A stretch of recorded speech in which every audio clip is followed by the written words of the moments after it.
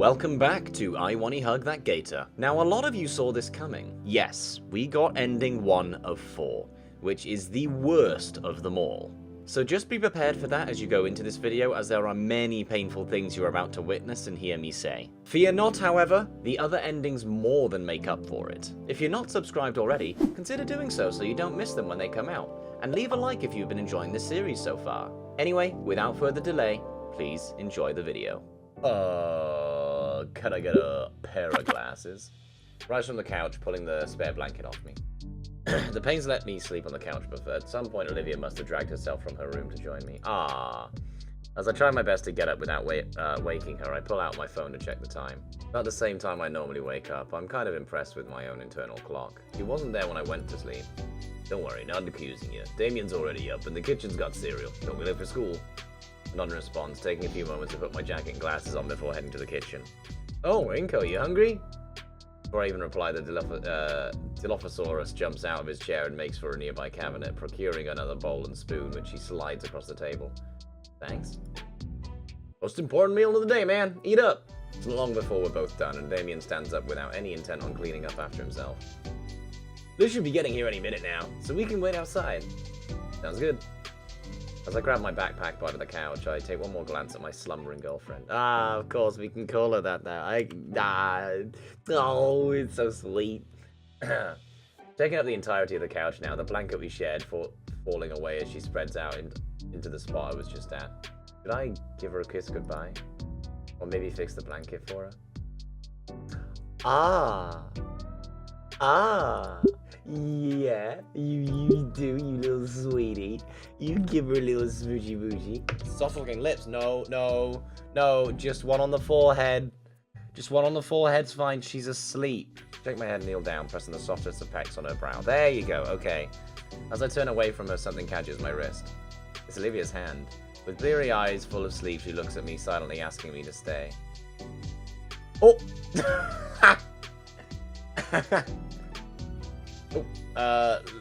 Liz is here. His words make Olivia tighten her grip. Painfully tight. Oh, ow, hey, I'll be back tonight, okay? She's fighting to stay awake, with eyes fluttering and hand grip waning. Olivia. Promise. Kneeling back down, I place another soft kiss her head. I think she accepts that as she lets herself slump back onto the couch. Inco. Sorry, I had to do something. Damien holds himself and charges into the cold right to Liz's car. She flings the passenger door open just in time for him to leap in and close it again. Morning, Inco. You really stayed the whole night? Morning. Yeah, I didn't want to be alone in the snow. Is that why you smell like Damien's deodorant? His clothes are looking pretty ragged by now, too. Shut up. I'll have to get a shower and a fresh change of clothes as soon as possible.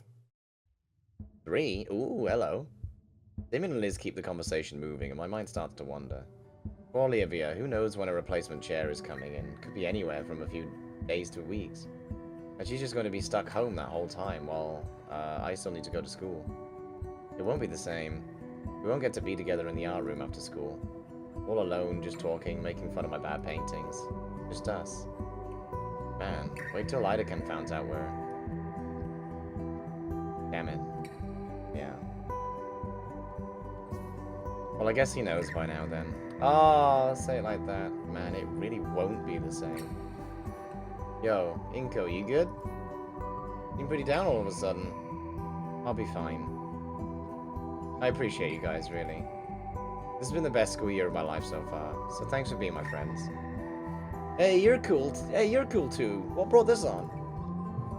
Damien. Oh. This last school year has been pretty special. Hanging out with you guys so much has changed in hanging out with you guys so much has changed in such a short amount of time.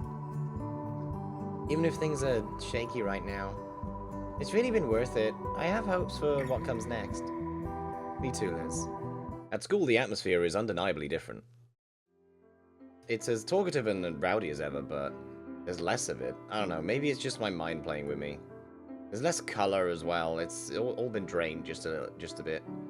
The layer of snow blanketing everything outside is partially to blame. I'm halfway to second period when the question of Idacon's replacement strikes me. Will we just be getting a few days off? There's no way they can just find a new teacher on such short notice. Class is probably going to be on hold for a while. His name is still on the door plate when I enter.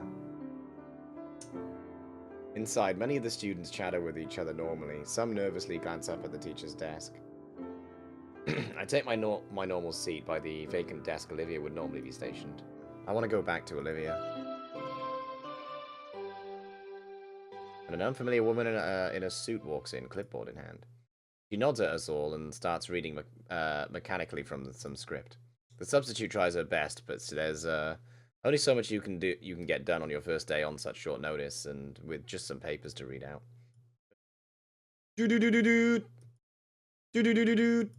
What? The substitute looks at the class phone in frustration as she walks over to answer its call. They both mumble back and forth for a few seconds before. We got an Inca Cogito in the class? Office called, you're wanted. Weird, what would the office want with me? When I finally stood before the principal's office, the feeling of unease peaked. Oh, shit fuck. You wanted to see me, Principal Scaler? Yes, Mr. Nito, there's been matters we need to discuss. She motions to the third chair in front of her. I take a seat as instructed next to Ben, who's more or less acting as a personal barrier between me and Mia. Yeah, I kinda needed. Mr. McKnight has informed me that there was an incident between you and Miss Moretti earlier this month. Mia Moretti? Okay. One in which school property was severely damaged? Yeah, it was near the start of the month, so why now? Look at Ben and Mia. I'm sorry, there were more pertinent issues at the time, Inco.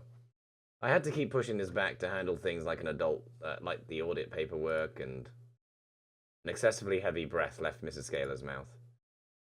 You should have given me the reports for this as soon as it happened. Mrs. Scaler looks at Ben as he frowns. This needs to be resolved by the end of today, Benjamin. Her tired eyes turn my way. Please, so we can finish this as soon as possible. While she spoke, my focus was on Mia. Oh no, and the smile that crept across her face. From what Mrs. Moretti has told me, it was you who instigated it in the first place. Care to explain? What? Principal Scaler, Mia was the one who... We're aware that she caused the damage, Mr. Nito. Oh. The older woman leans forward with pen and paper in hand. What we need to know is how this incident happened in the first place. I think we should hear Mia's side of the story first.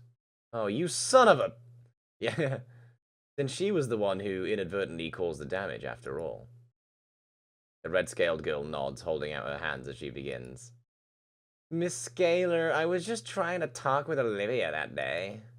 When out of nowhere, Inco shows up and starts getting on my case. I was trying to tell him that me and Olivia were just working on a project when, BAM!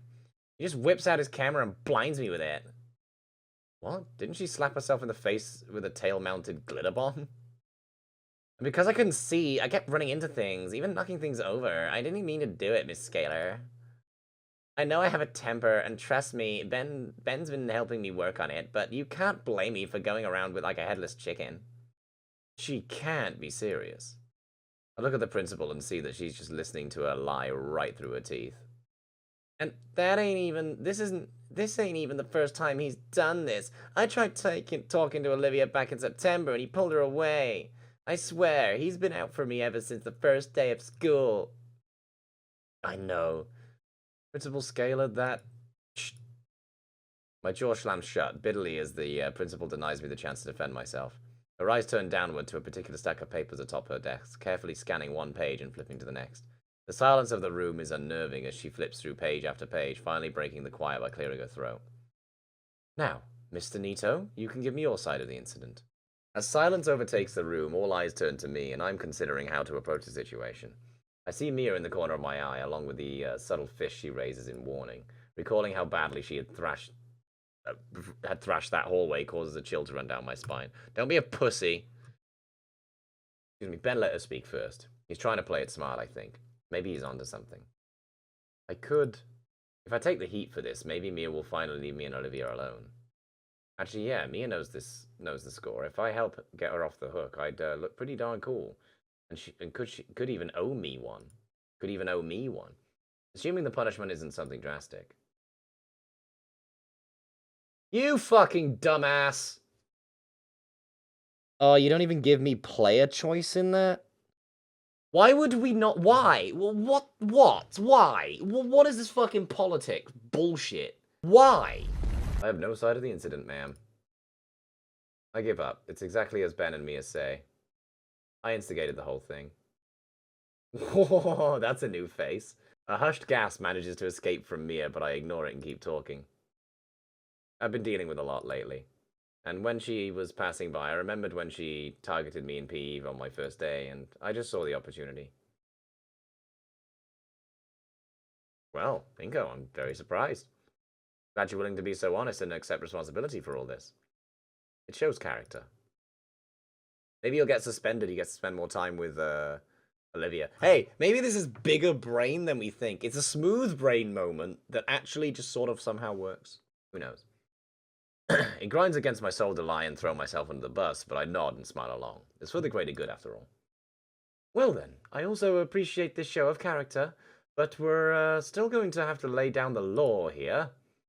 Ben clears his throat loudly and draws focus back on him. Mr. Scaler, if I may?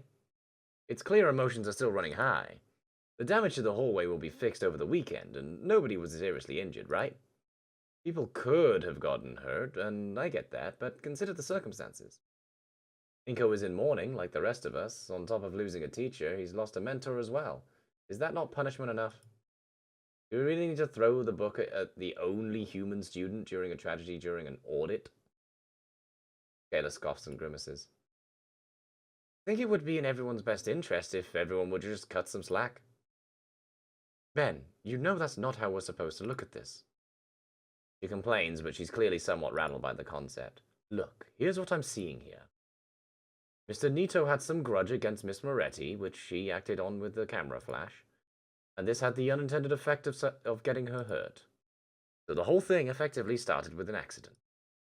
Yes, that sounded about right. Scalar turns her gaze to me next. I nod my affirmation. Then Scalar looks at Mia afterward, her eyes narrowing like daggers. Ben discreetly nudges Mia with his elbow. Huh? Oh, yeah, that sounds like what happened. Right. And why did none of you come forward about this earlier? Inco and Mia are both friends of mine. They were confiding in me about the situation. They both apologized to each other already. Gator's glare comes my way once again. You forgive each other?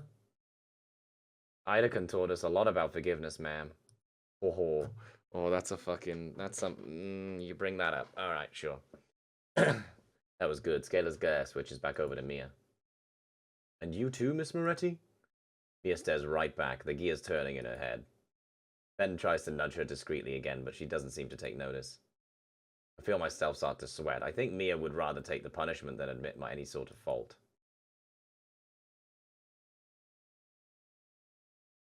Yeah, I'm sorry. A wave of relief washes over Ben and I.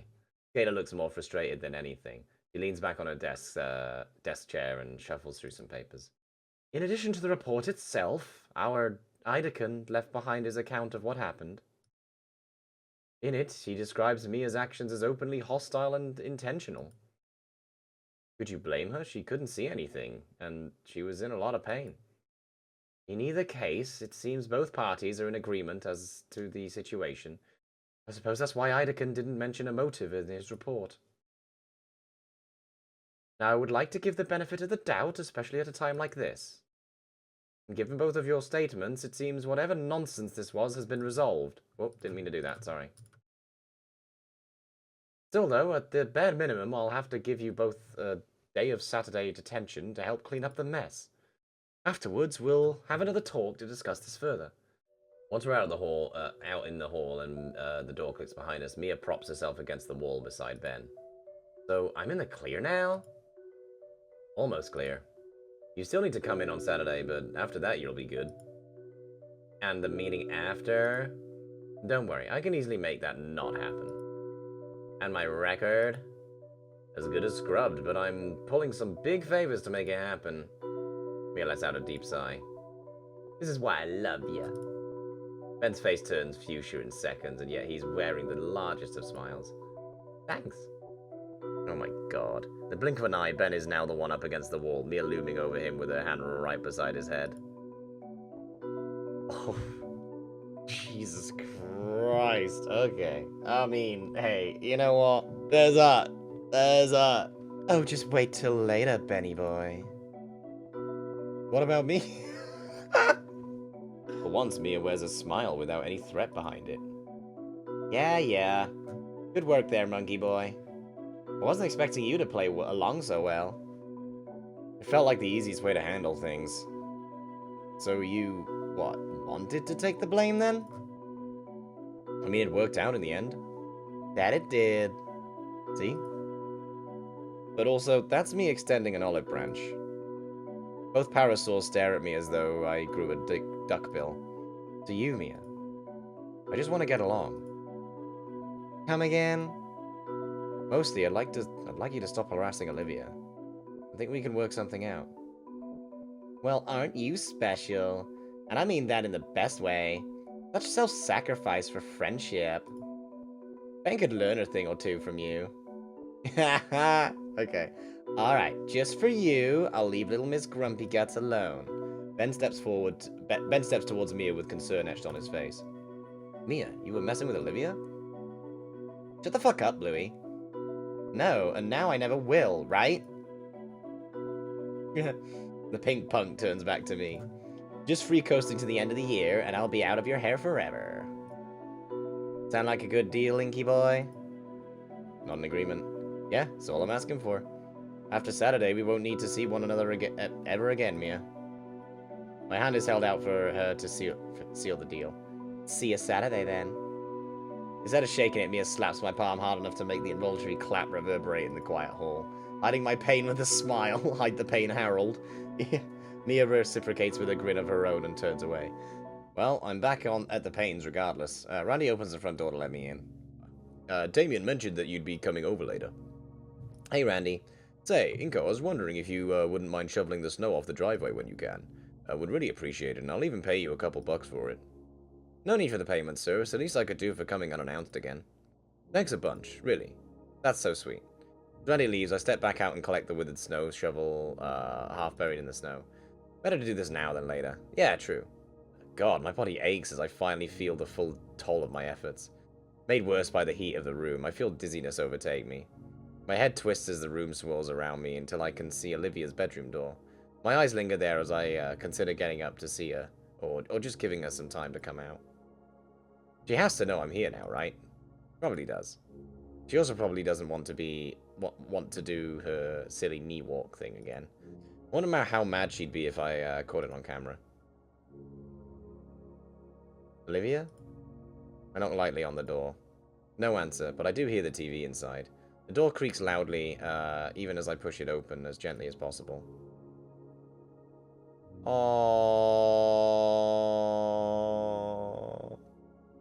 Oh, she's a little gator burrito. Olivia lays in her bed, flat on her stomach. She's staring blankly at the TV on the floor. Can I come in?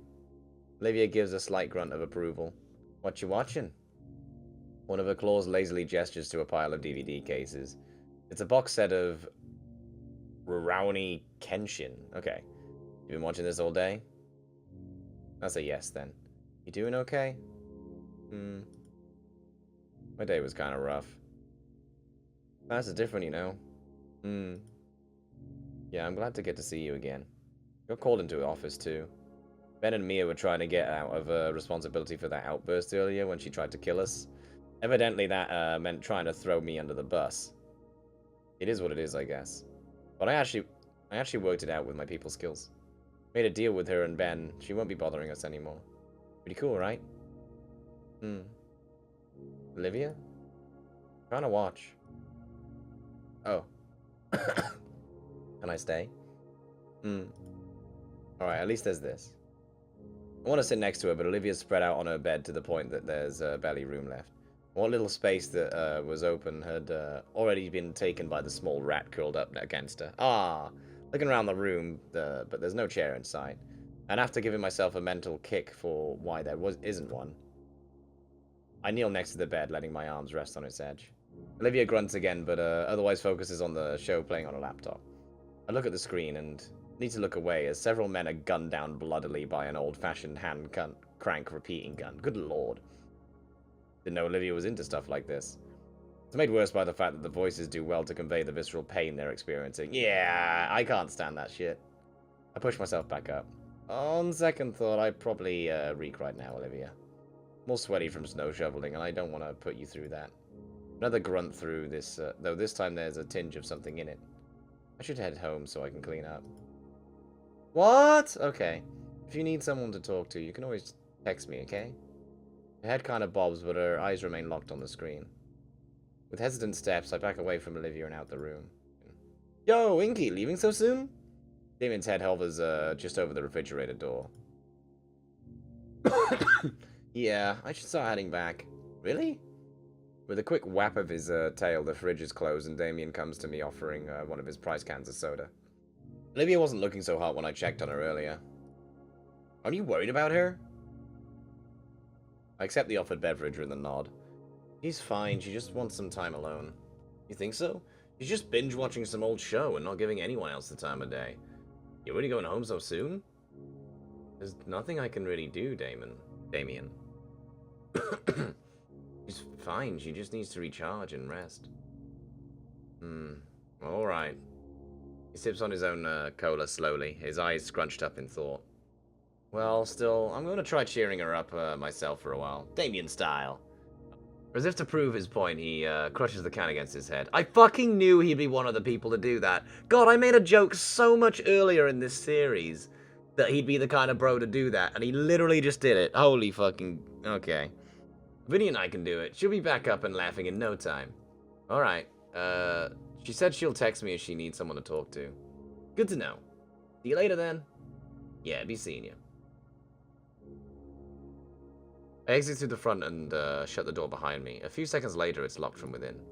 The next metro should be soon enough. As instructed, I showed up at school that Saturday to clean up. And to my surprise, Mia was already there, in the partially repaired hallway, with her arm in a sling. Wait, what? A janitor was there too, talking to the obviously injured girl and giving her a thorough explanation of what we were going to be doing. Ah, took you long enough, Shades. I'm not repeating myself. I heard most of it, sir. Mia, you okay to work like that? Shouldn't you be home if you're hurt? Oh, I should be, yeah, but then Ben and Scalar would get on my case.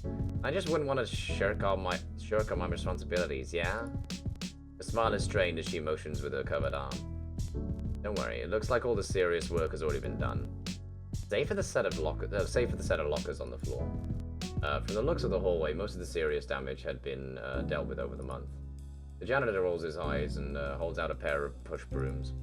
I take them both. Could you give her a dustpan, sir? I'm sure I can do this part by myself. Ah, thanks, Inco. With an affectionate pat on my head, Mia moves to the wall and leans against it. I guess that's where she wants me to push all the trash to, then. I'm glad she's also thinking ahead. While the janitor goes to fetch a dustpan for her, I get to work. The next hour or so I spend studiously pushing all the debris on the floor towards Mia. Every time I look up, she offers a smile and thumbs up, and occasionally hear her cheer me on.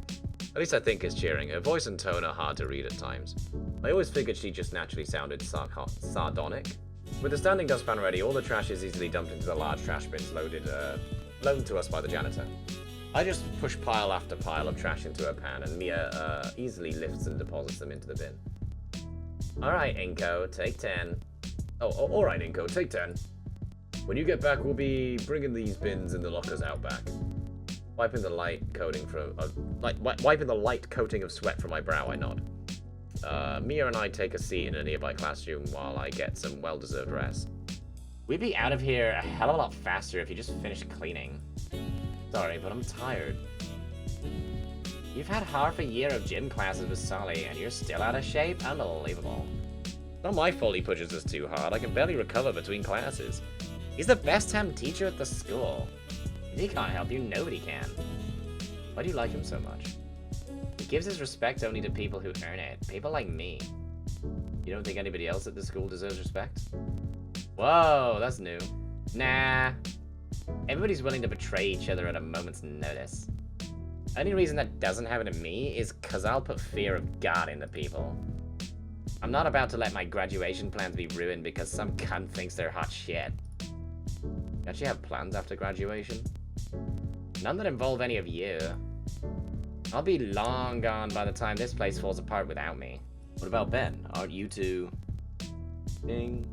What about Ben? Aren't you two... Everybody's willing to betray each other at a moment's notice. Come on. What, Wheels chatting you up? No, I got a text from the school. It looks like they released the monthly newsletter. I followed the link in the text message and it takes me to a PDF copy of the newsletter. You want to hear any of this? Sure, read it, whatever. Alrighty then. Good morning, Feathertails. This week we have the following announcements. Skip anything related to studying or our lazy-ass support team or sports teams. Alright, To all our students, you are invited to St. Hammond High School's... date BC Winter Formal. Immerse yourself in the serene beauty of the wintry night sky with music, food, entertainment, and much more. We will be hosting a special memorial for one of St. Hammond's finest teachers who has recently passed, Mr. Trent Ideken. The event will take place in the Volcaldera Convention Center on Friday, December 15th from 7 p.m. to 10 p.m. Tickets for the Winter Formal are now on sale online or in Musters Prockling's class in room 211. $15 for one and $30 for couples. I mean, that doesn't sound like a good deal to me. I mean, surely it should be $15 and maybe $25 for couples, no? Not just double a single ticket. Like, what's the point in doing couples tickets if it's gonna be the fucking... There's not a discount. No, exactly. It's like, what logic is that? Please read our event dress code to know what will and will not be allowed for the formal. Have a great weekend. Go Feathertails. Yeah, you didn't have to read the last part out loud, idiot. Sorry. Are you planning on going? Yeah, after your lazy ass is done with the rest of the cleanup. No, I mean going to the winter formal. Absolutely, it's one of the few things here worth doing. And I know Ben's been looking forward to it too, working night and day to get things ready. Oh man, organizing that whole thing and courting Nia the whole night? I hope he can take it. In any case, my muscles feel noticeably less sore than they did before. Finally! Now go finish so we can go home. Finish? Gotta move the new locker in, dumbass. Shoot, forgot about that part. For a moment, they don't budge. Come on, Shades. I exert all my strength into my legs. Come on! I'm starting to feel them rise. Oh, come on. While I'm focused on the task of lifting, I notice Mia leave my peripheral vision. Oh? The weight of the locker seems to vanish and they rise easily. Now that I'm not straining against the heavy weight, I can look to the other side and see Mia handling the majority of the weight of the lockers. She must have been taking some painkillers during our break, as she's handling the weight with both her arms. Sweet, we're done. You okay? Your arm. You get the go get the janitor, Shades. Yeah. Not too long after, our chaperone examines our work and lets us go. Mia and I both escorted out the building by our school security guard, and she wastes no time in rushing towards the school's parking lot and peeling off in her exceedingly loud hot rod. I'm left walking alone to the metro station as always. It's the second Saturday of December and the cold is starting to pick up. A good thing I'd changed plans because I highly doubt she'd enjoy being forced out into the cold air more than necessary. The IRL stream would be this afternoon, meaning we could even have a good lunch before going. Inco! What's going on, amigo? You here to hang? No, I'm here to see Olivia for our date. Didn't she let you guys know I was coming over to pick her up? We have a date planned for today. No, she didn't. Olivia's not really mentioning much of anything these days. Hasn't been all week. Oh. Well, stop letting the heat out. Come on in. He ushers me in and shuts the door, rubbing his arms to regain the lost warmth. Olivia's still not feeling better? Brings his index finger to his snout. Quiet, she can hear us. Damien looks around the room real quick before turning his attention back to me. No, she's not. I said Vinny and I would try to cheer her up. Didn't work. She would just ignore us, staring at whatever she was watching for hours. Yeah, she's not even coming out for food. Mom's at least leaving some by her door, but I've never seen her this bad. Is it alright if I take her out then? No, please do, please do. That's probably exactly what she needs right now. Alright. I don't know, it's kind of funny. As before, Olivia is on her bed in a similar position to when I saw her last. Hey, you still want to go to the event? Come on, you wanted to go earlier. You need some fresh air. Okay. She gets up, straightening her shirt out while I looked away to afford Olivia her dignity. I didn't fail to catch the indented marks from her sheets on her scales. Where are we going again? Well, Calder Mall. Figured we could watch something together. So where's your new ride? She gestures across the room. By her door lying on its side, a large unopened box. When I realize what she means, I look back to her in bewilderment. Really? I told him I'll get around to it sometime. Olivia shrugged, looking nonplussed about it all. Well, she's up. Well, she's up. It's something. I sigh and go open the box. It's closed tight with tape. You got a knife? Olivia bares her teeth and rolls her tongue over the sharpest incisor. Oh boy. It doesn't take long to assemble Olivia's new chair. Looks pretty identical to the old one in all honesty. I hold the chair steady next to her bed for her. Alright, ready for the maiden voyage? Finally, with a nod, Olivia looks at me. Alright, I'm ready, Inco. Well, Caldera Mall is a pretty large shopping center, nestled in between the skyscrapers of the city. Above the first 3 floors of the department stores and restaurants, you can see another dozen for office space, all looking down on the traffic below. The event is between the food court and cinema. It's supposed to be a 2-hour meet and greet where we would hand out some merch and let the audience participate in a live review of a movie, but it's been a while and we still haven't even started. The area is crowded with dozens, maybe even 100 other people waiting for Hank. Hank? Okay. The other attendees are not exactly the best when it comes to looks, or smells for that matter. Most are either on their phones or look like they're about to pass out in their chairs. A few are talking among each other, albeit very obnoxiously loud and spirited. Loud and spirited? Yeah, let's go with that. Okay. Olivia and I were barely able to beat the lunch rush, and the remains of our Chinese fast food lie in a pile on our table. The event should have started half an hour ago. Where is Hankenfall? I always loved his reviews. He has a seriously good eye for taste and gives excellent commentary. In fact, that's partially why I brought Olivia. I thought Olivia might want to meet him just as much as I do. If we're lucky, we can get some great feedback on her work. If he shows up. So, Olivia shifts her gaze to me. Have you been doing alright? He glances my way and notices my frown, opting to reply with a casual answer. Yeah. At least you spoke up this time. Even on the ride over, you were pretty quiet. Quieter than usual, I want to add on. She's mostly back to one-syllable sentences. It's like the beginning of the school year. I gently grasp the idle hand that rests on her chair's armrest. I finally get a response from Olivia as her eyes widen and a hue of red graces her cheeks. Olivia? I feel her fingers curl softly around my hand. Yeah, sorry, Inco. I've been thinking about a lot of stuff. I start to feel more confident as she lets down the emotional wall between us. What's in your mind, Livy? She scowls at the nickname. Don't use that, Inco. Sorry. But what's been troubling you? When's the last time you painted? It's been a while. I just haven't felt it. Even if I did, I wouldn't be able to actually paint anything. You're quitting painting? I didn't say that. I just don't have it in me right now. I might again, sooner or later. You don't have it in you? Everything just seems like a pain right now. Doesn't have it in her. Damien mentioned she hadn't even left her room all week. Everything? Yeah. Is that why you didn't bother with... My eyes wandered to a wheelchair. The one I'd put together for her. The only means of leaving, and it was left unopened until I arrived. Doesn't really make a difference. This is the first time you've been able to leave the house after a whole week. Isn't that good? Nice to get some fresh air, I guess. a desire to do anything. I think to ask her if that meant that it'd stay with me too. I just bite my tongue.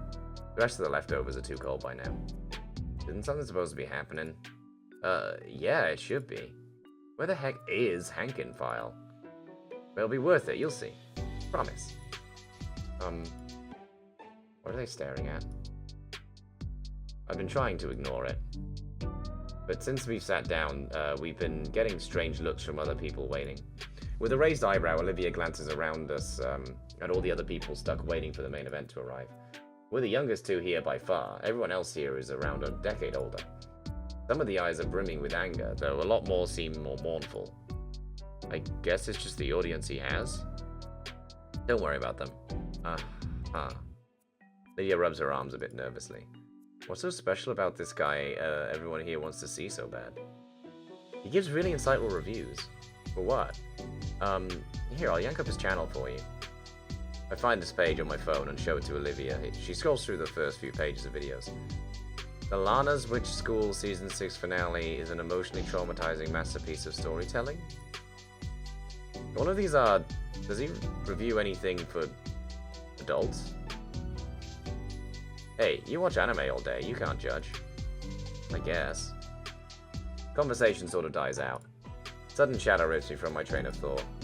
Heads around us turn, their attention down the mall corridor. Could it be? I lean forward to get a view. Sure enough, that's him. Iconic suit and all. There he is, yeah! The crowd erupts into cheers and applause at the sudden arrival. I let out a huge, long sigh of relief. One that slowly but surely turns into a sigh of defeat as it becomes more visible. He's swaying side to side with every step. Oh no! My forehead makes a loud thunk on the table. One of the empty cartons of noodles topples on its side. He's drunk off his ass. What?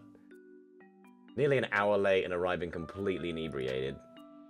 From my position, I see Olivia's gaze is also fixed in that direction with a single raised eyebrow.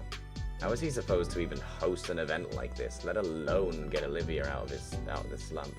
This whole idea was stupid. I'm such an idiot. Whoa, he fell over! I'll go help him. I give up. Even from here, I heard the meaty thwack of a fist greeting someone's face. Oh my god. Let's just go. Wait, I want to see this. Whatever. Many of the spectators are recording the drunkard host as he attempted to wrestle one of his supporters down with him. In seconds, mall security arrives, dispersing the crowd and pulling Hank off the poor fan he was assaulting. Jesus fucking Christ. My face falls into my hands and all I can do is groan. Why me? Why all of this? Okay, move it along. Nothing to see here, folks. A damn lie as I see Hankenfile struggling against a handful of other security officers. Once I muster up the energy, I stand from my chair. All of the other patrons have started filing out at last. Start pushing Olivia away from the food court, though very slowly as the disaster that was just witnessed weighs on me. So, that was our date? Olivia cranes her head back to see my lips flapping uselessly. I can't find any words to really say, so I just give her a glum nod. Her eyes pinch into a glare and she looks back ahead. Oh no. The foot traffic around us clears the way, giving us a wide berth. Come on. Each leaden step I take, I try to formulate something to say. I have a backup plan. I knew that would happen. It was totally one of his skits. We're still at the mall. And each one I shoot down before it can come out my mouth. Until Olivia... Her tilts back again and her glare is now focused solely on me. Look, I'm sorry. I wanted to share something I like with you. Her eyes roll at my words. I wanted to help you out of this mood you've been in. I'll make it up to you, though. Her eyes lock onto me again. I mean, we're still here at the mall. What would you like to do? Her frown finally eases, Olivia's lips thinning to a line as she considers the offer. Maybe some shop you like, or even that airsoft gallery we passed by? Say the word. Her head returns forward, and I feel every ounce of hope be violently ground to dust. No, of course I'd Sure, whatever. My heart is in my throat from her words. So, I consider what Olivia would really like most. Seriously racking my brain here. There's not going to be any art supply store here. Even if there were, she's not going to get excited over a new brush set, I think. As we pass by the food court again, I catch Olivia's gaze shift slightly to the side. I follow, and of course it's a game store. I gotta be so silly to not know. Well, if it's what she wants. Hey, how about that? How about here? I'll let you pick out something you want. She nods once. Then after, we could hit up the other place I saw on the way in. Looked like it sold Japanese import stuff. Another nod. On the spot, I start naming store after store, considering all of the interest she had. I didn't remember where exactly all of them were, but I figured if we just kept moving, I could find something at one of the shops here that'd cheer her up. Alright, it's something. Push Olivia into the game store. When I near the shelves of the new releases, she veers right off into the used game section. Of course. Every time I think I have a good gift, I present it to Olivia, only for a flattened and interested gaze to shoot it down. Video games, anime merchandise, art supplies, jewelry. Doesn't matter. She seems to care about it. She never seems to care about anything I offer to buy her. After an hour of rolling the wheelchair-bound girl around the mall, I'm starting to run out of stores to visit. I don't want to reveal how much I'm scrambling here, but it's hard when she's not passionate about anything.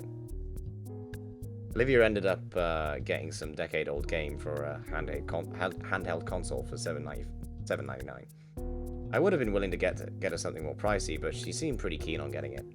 An idea crosses my mind. This ought to brighten her mood for sure. Hey, Olivia. I've been meaning to ask you something. Everybody's been talking about it at school, and I'm sure you're excited too. Oh. You want to go to the winter formal together?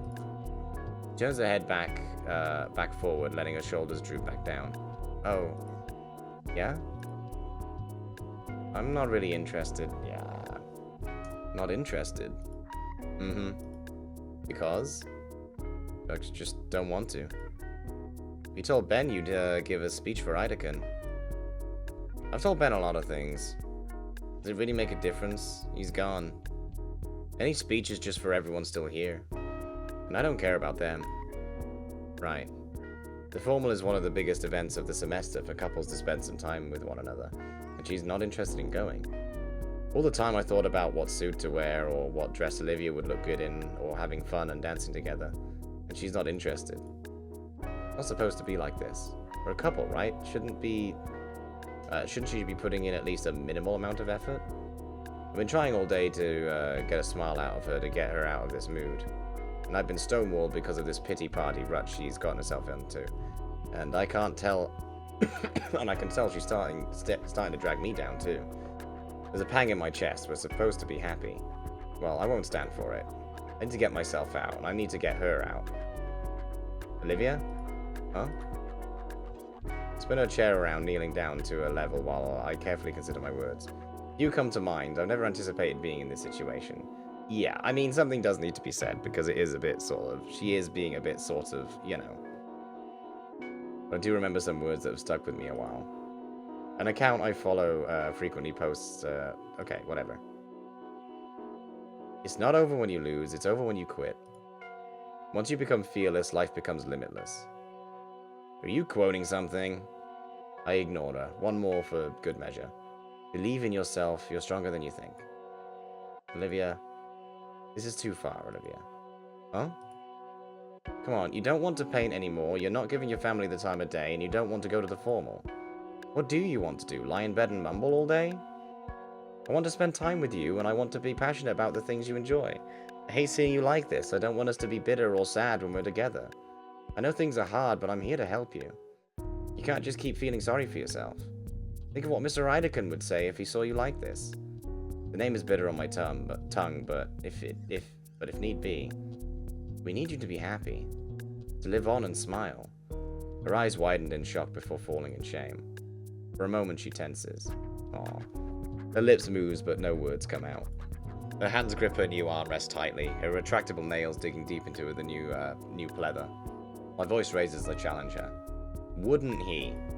Yes! She howls at me with her answer. Her teeth are bared and her claws are at the ready. But I don't back down. Then quit throwing yourself a pity party. You can work past this, Olivia. I know you can. You're better than this. I will! It's a roar that draws all eyes on us. Literally. We both scan the area still in the mall, with dozens of people now staring at us. Olivia's face is as red as mine, either out of anger or embarrassment.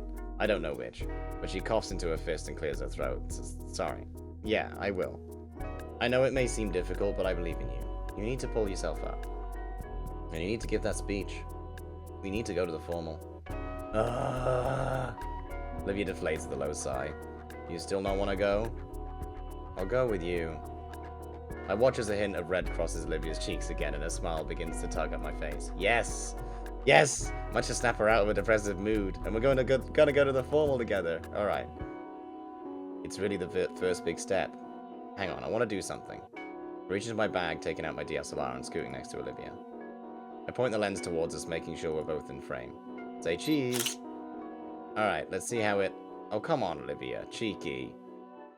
The ride home was a bit quieter. Olivia would throw a look my way at times. The constant looks made me curious, but I didn't press her about it. Olivia had said she was tired from all the excitement of the day, which I guess makes sense, though there was a terseness in her tone. She's probably excited to get home and play a new game. When I roll her back into the panes, she starts towards her room the second we step through the door. Damien excitedly looks over from the couch.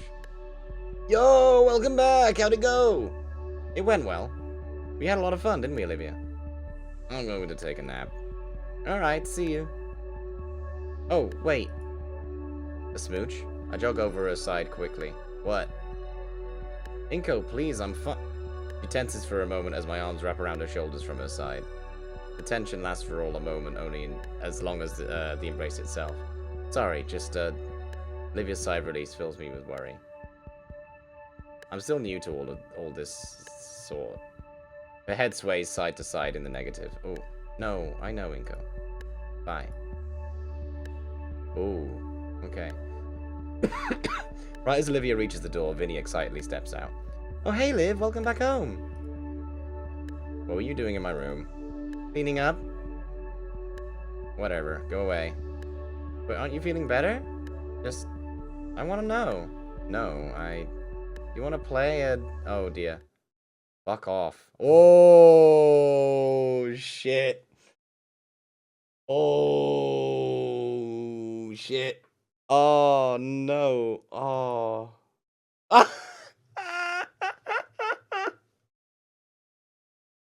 That face, man. Vinny only looks to his elder like he could make any sense of what just happened. Damien doesn't have an answer, only the same stare to give in return as consolation. Nobody really knows how to react. Inco? I'm trying. I really am trying. Please, just forgive her, please.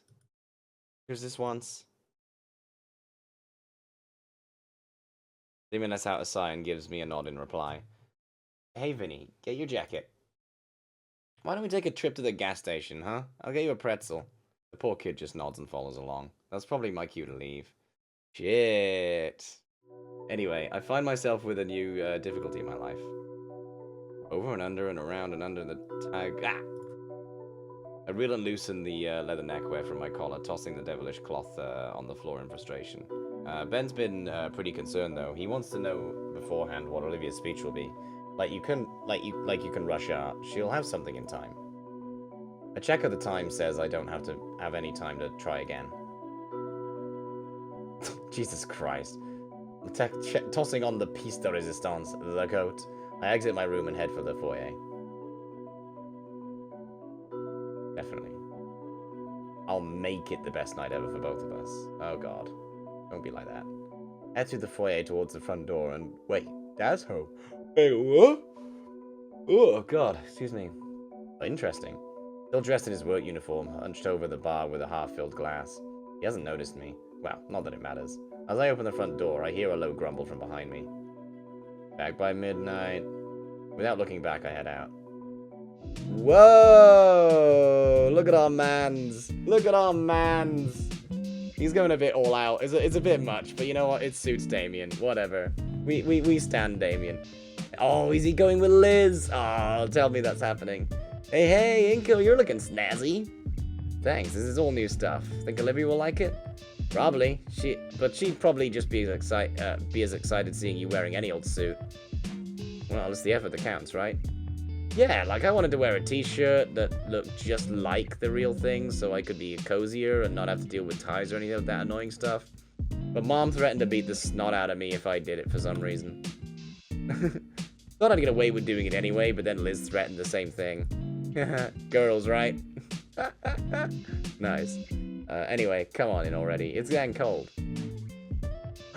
Look at Liz! Damn! Hi, Liz! Wow! Inco, is it true you ordered a... I think it's supposed to be a surprise for her. Oh. Thanks again, though. It's crazy getting one of those. Yeah, Olivia's gonna love it.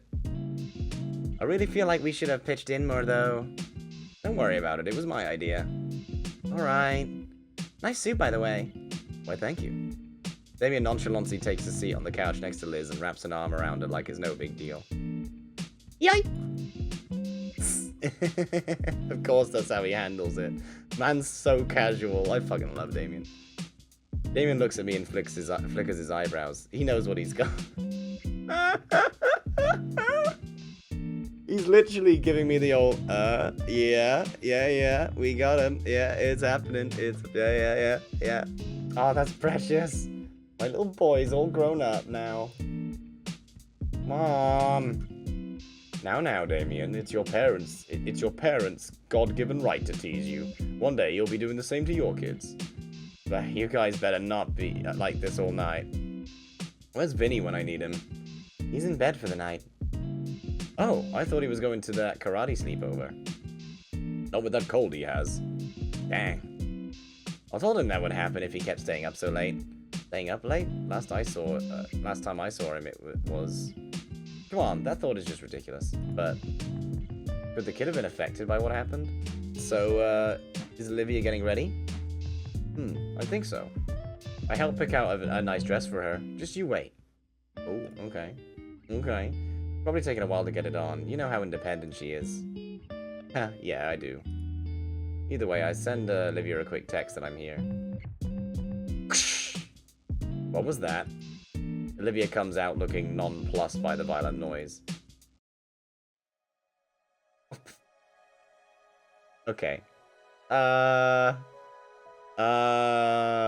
don't know. I don't know. I don't dig it. I don't think it looks right. I don't know. Maybe it's because she's not done anything with her hair. Maybe that's what it is. Ripped over my lamb. Sorry.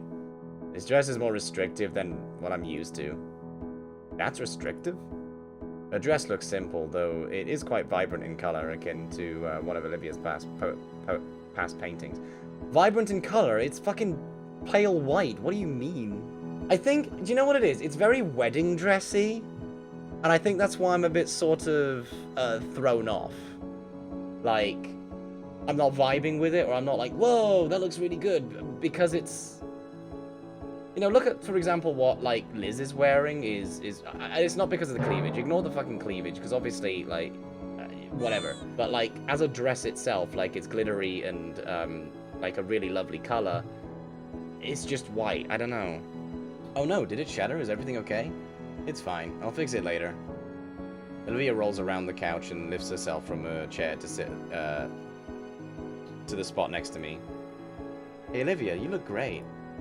I wrap my arm around her shoulders and draw her into a hug. She kind of reciprocates it, at least letting herself be pulled in close before shifting back. So, when are we going? Any minute now, just wait. I draw my camera free from its new protective carrying bag. Oh, good thinking, Inco. With a smile, I move to the middle of the room. First, I focus on Olivia. Inco, Come on, Olivia, you look so good in that dress. Her frown vanishes for a moment. With her hands, she shifts her shin to cross them, and then lays his back against the armrest of the couch. Good? Beautiful. Ah. Her shot's done. I switch to Damien and Liz. Liz has an embarrassed smile, and Damien readjusts his hands from around her shoulders to behind her back. Her blush has finally reached her shoulders, and I can't help but think it's because of the new placement of Damien's hand low on her side. Ooh. Hey up. Man, what a way to open this set. So Damien's holding her on her waist or like by here. Ooh. Ooh. So, what's everyone's big plans for the night? We're all, talking once more, but it feels subdued. First is the buffet, obviously. I heard that they got one of those fancy fry cook guys that do all the fancy food flipping thing. They didn't, Damien. They didn't? Then why did I hear about it? Because I asked you if you wanted to go to one of those restaurants. Oh. This is what I mean, smooth brain. Nothing going on behind those eyes, except, yeah, he's also got, like, just unspeakable riz out of nowhere. Some quality food sounds like a good way to start. Right, Olivia? Did she hear me? Olivia? Her silver eyes bore into Liz, but she isn't paying attention to that. After that, though, we're gonna dance. For the whole night. Yeah, I've been wanting to show Jamie how to properly dance. I know how to dance. That isn't dancing, that's barely moving. The two laugh silently while they hold each other. Lucky you, Liz. There's that silence again. I nudge Olivia a bit with my elbow to signal she should cool it. She doesn't respond. Sophia rubs her knees nervously, humming to herself. Ah, look at all you. I'm proud. Randy puts an arm around Mrs. Payne's shoulder. That's cute. I remember when I took your mother out at the homecoming dance. My school didn't have anything really like this formal, but it's pretty similar, I think. Oh yes, it's similar to the homecoming event, but we rent out a convention center and get to use the remaining funds we have from the semester. How fancy! Yeah, I've never heard of something like that before either. It's called watching money burn. Hey, things are needlessly tense, aren't they? Relax a little, Mom. It'll be a fun night. For you. Liz clears her throat. Well, I plan on having a fun night tonight, Damien. Christ, you're leaning on... Oh my god, Olivia, Jesus fucking Christ. Shut up. Excuse me? The fake happy attitude, trying to get his attention, is annoying. Stop it. Jesus fucking Christ. I just want to have a good night with Damien. If it matters so much, why don't you get a room already? Jesus fuck, man. And I'm just gonna let her say that. In fact, get two so you can... Oh! Jesus fucking Christ. In fact, get two so you can suck him off from the one over if you're so fucking thirsty. Oh!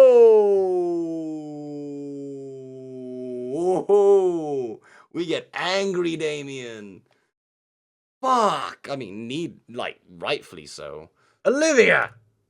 Oh my god, holy shit! What is wrong with you? Damien, it's okay. No, it's not okay. It's not. He throws his head back and covers his eyes with his palms. No, it's not okay. I give up. I give up. You win. I'm fucking sick of it. For years I've put up with this. And this is my reward. You...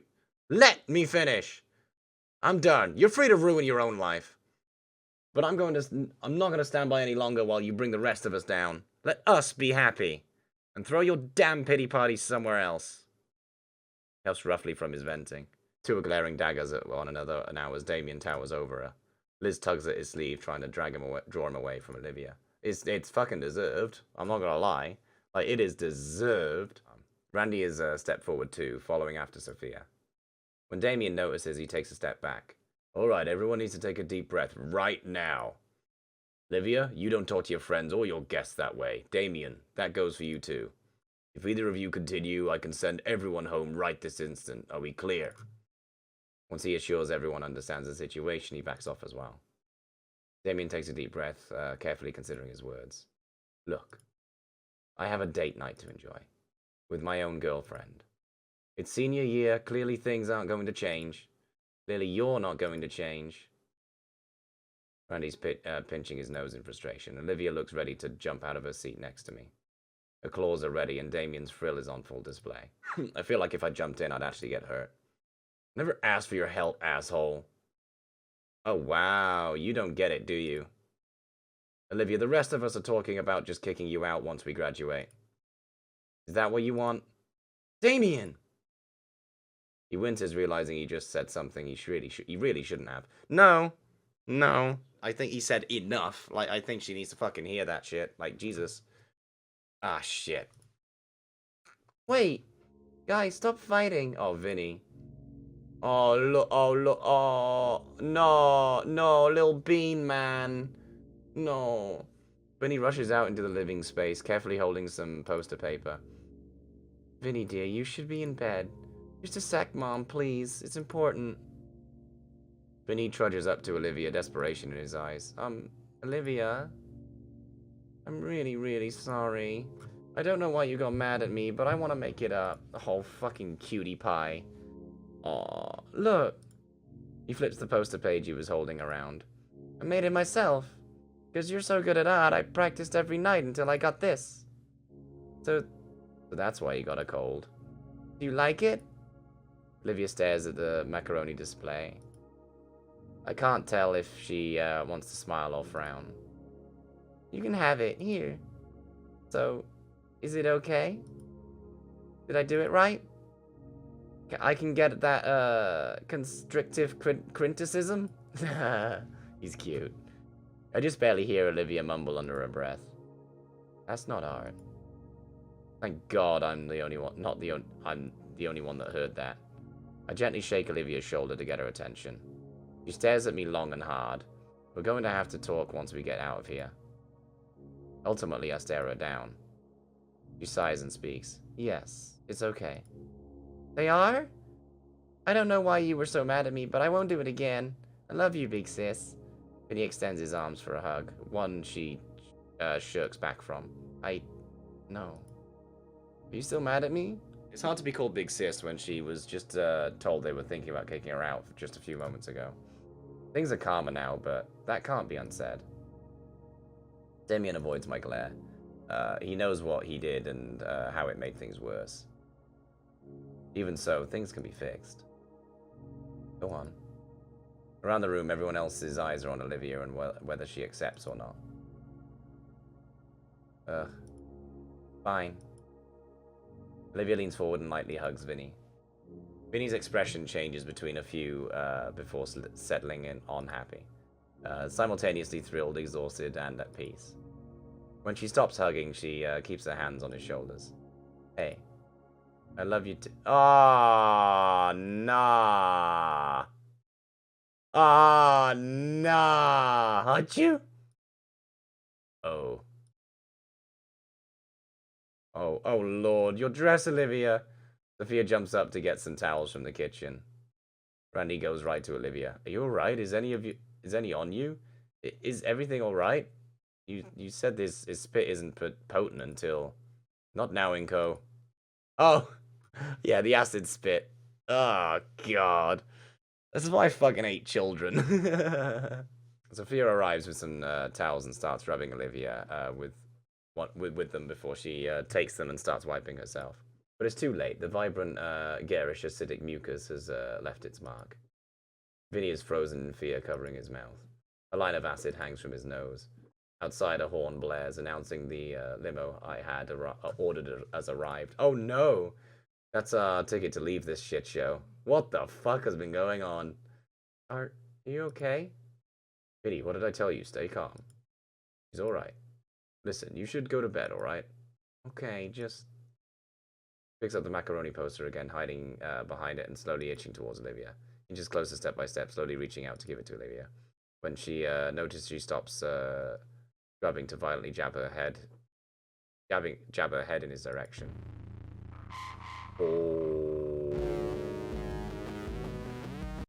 Oh, I'm not ready. Oh, I'm not ready. Sorry, I know I just kind of backtracked, but like... I need to...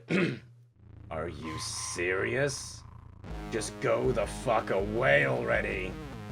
Oh my God, you're disgusting. I'm sorry. I was just so excited and I worked so hard on it. I'm sorry, I got sick. Please take it, please. He just slashes forward, ripping the pages to shreds. Oh no, bro.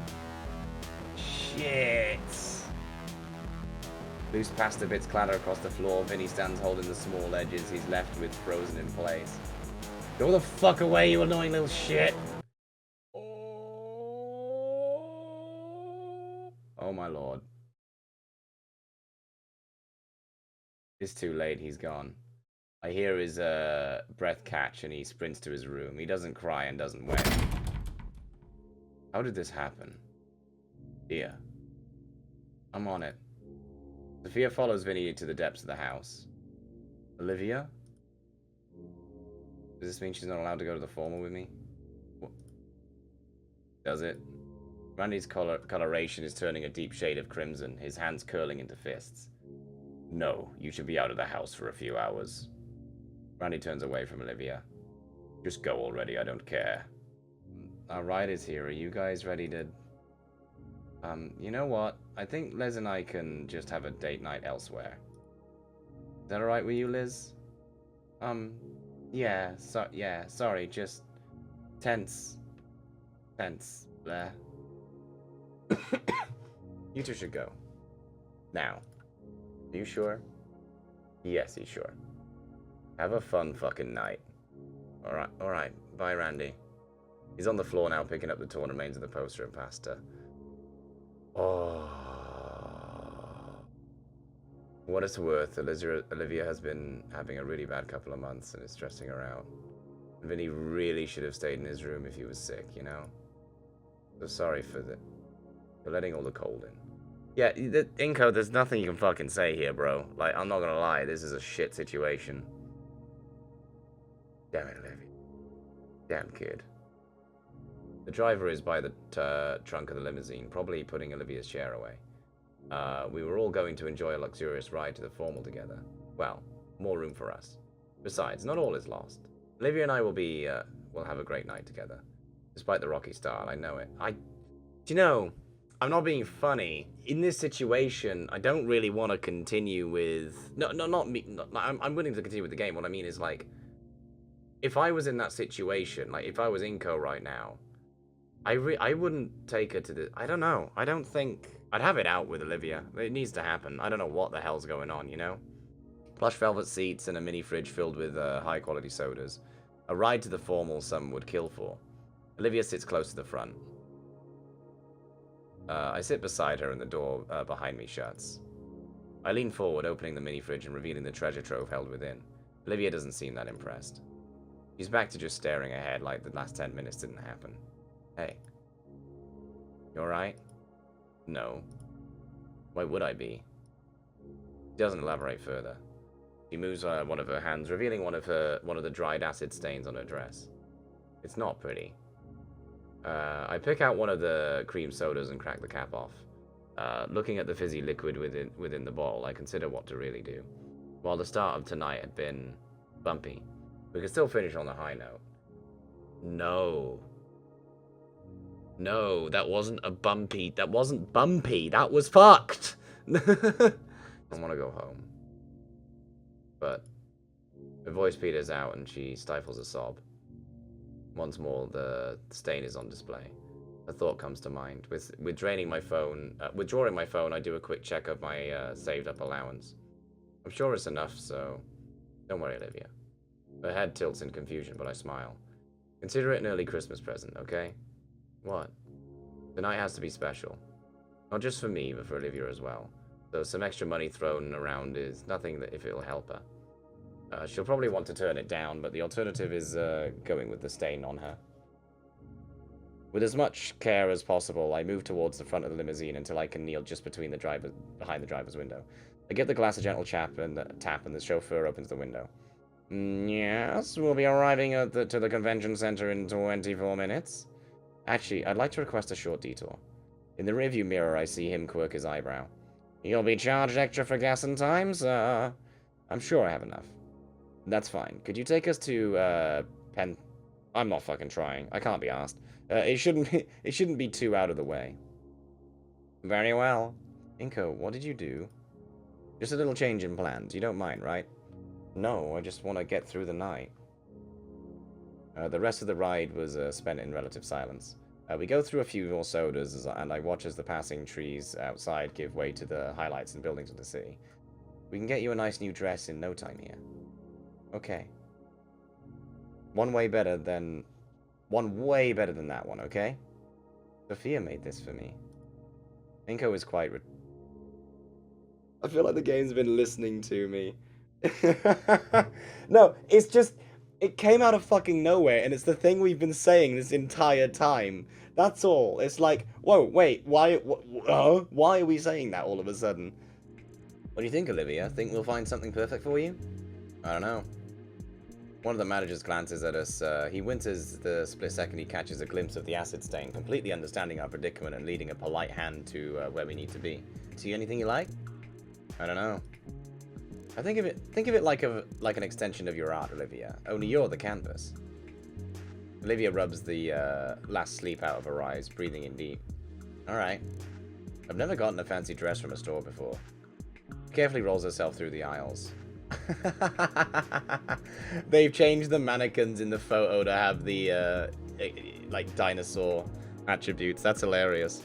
This one's kind of pretty. Plain. She looks up at me expectantly, holding the dress over herself. Really? That looks okay. But are you really sure? I think so. Takes a closer look. That would be her seeing the price tag. Even a hoodie here can run you nearly $1,000. Oh my god, really, man? It's Mr. Moneybags. Come on. We got this. The most expensive thing I wear is usually my socks. Okay. Hey, don't worry about the price. If it makes you feel better, I can find you something a bit cheaper. Alright. Okay, Inco, now's your time to shine. I'll be right back, just one moment. I stride with great purpose through the department, scanning everything for what would look great on Olivia. Occasionally picking one up, seriously in my element. In moments, I return to Olivia with a careful stack of dresses. Whoa. It's gotta be one of these, I just know it. They all look pretty good. Which one? There's some changing rooms over there. Come on. It'll be like you're giving me a little fashion show. Do I have to? I nod. She groans. Alright. She tries each dress on and rolls out for me to see. They all look pretty darn good. I snap a picture of more than a few, making sure to get the cute smile of hers in each one. But none of them are really stopping me in my tracks. Inco, this last one is... Olivia's shaky tone must be a good sign. I set the best one as the last one of the pile. I set the best one as the last of the pile, Olivia. She still hasn't come out, though. I don't know... Could you come and check, then? I shrug and pull the curtain aside. Oh my god! Yeah! Yes! Yes! Now we're cooking! Now we're cooking! Fuck yeah! Sorry, alright, it's not a wooga noises. It's not a wooga, it's just like, in comparison to what she was wearing, like, this, now we're cooking. Olivia, you look amazing! I think that's the one. You sure? This is a bit revealing. Like, yeah, yeah, okay. Have confidence, Olivia. Her head turns away, but that small, precious, and genuine smile of hers finally returns after being missing for so long. I was worried I'd never see it again.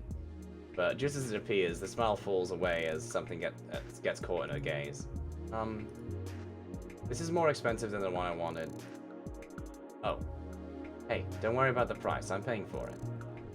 Miss. We turn. It's one of the managers carefully holding out the acid-stained dress in one arm. What about your old dress, miss? Throw it out. I don't care. He glances at me. I nod. All right. He politely bows his heads off to dispose of the ruined cloth. Her grey eyes linger on the ruined dress until it vanishes around the corner. I hope this was worth it. We're going to be pretty late. Yeah, we're taking the whole new meaning of fashionably late. We're talking a whole... Yeah, taking a whole new meaning to fashionably late, aren't we? But no, we aren't that late. It's only been... That was an hour? Oops, guess we got a little carried away, huh? Yeah. I already pushed Olivia to the register, thankful that the cashier saw our harried expression and rang us up quickly. The limo is waiting outside for us, and in no time at all, we're speeding off to our true destination. Oh crap, I nearly forgot with all that excitement. Hey, Olivia. What do you have ready for the speech you're going to give in honor of Idacon? Oh. I didn't do it. Didn't do what? Anything, I don't have a speech. The admittance sends a small chill through me. You don't? Nope. You said you would. I messaged you like 3 times reminding you. I know. And I didn't do it, okay? Oh, man. I don't think Ida would care much either. I feel something heat up inside me. Can't she at least stick to her commitments? Okay? Okay, okay. Ida was our teacher, but he was really important to you. Bit of an understatement. You can definitely do this from the heart. Yeah. Just do this, Olivia. For Ida and for me. Whatever. Thank you. I know it'll be great. People will love you for this. The rest of the ride, I'll leave Olivia to think about her speech. This is... Right. She's fucking frozen over and we need to crack the ice again. But I just don't... I think she needs tough love and we're just being way too fucking nice and lenient and passive. We're letting her get away with too much. That's why I was all for what Damien was saying. I was all for Damien getting up on her grill and being like, yo, bitch, what the fuck is wrong with you? You know? I don't think this is fixable, bro. I think this is locked in a bad end right now. We fucked up somewhere on the way here. You reckon? Maybe there are some options we've missed along the way. Or maybe it's like a culmination. I don't know. We'll have to see. So, before I take Olivia's chair, I notice her pulling on her dress's skirt. What's wrong? Her face is red and she's shaking. It's, drafty is all. Drafty? Her fists are by the...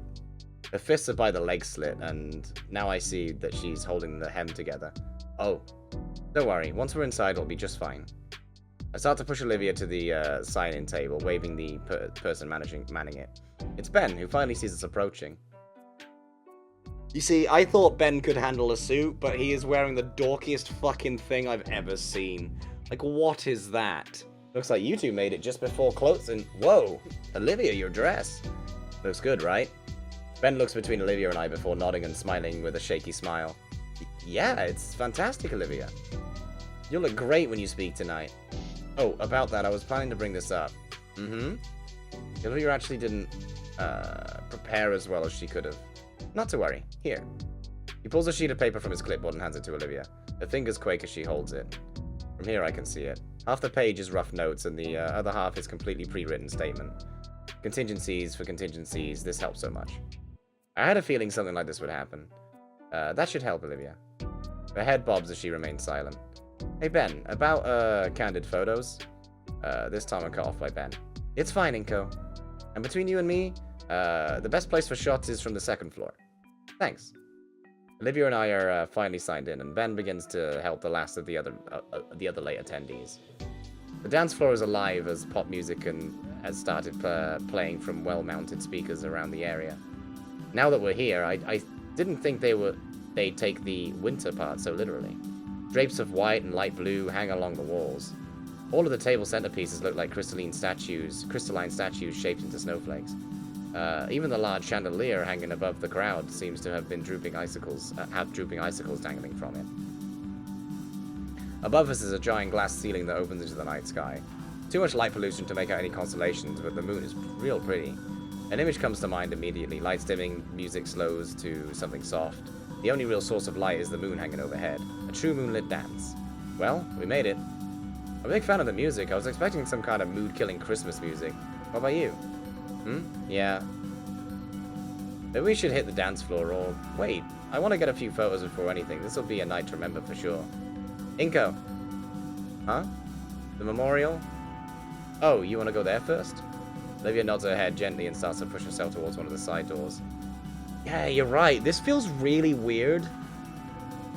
And a little annoying. If we have fallen into like some sort of bad ending or like an alternative ending or whatever, for some godforsaken reason, then I'm kind of annoyed that it's kind of come along so suddenly.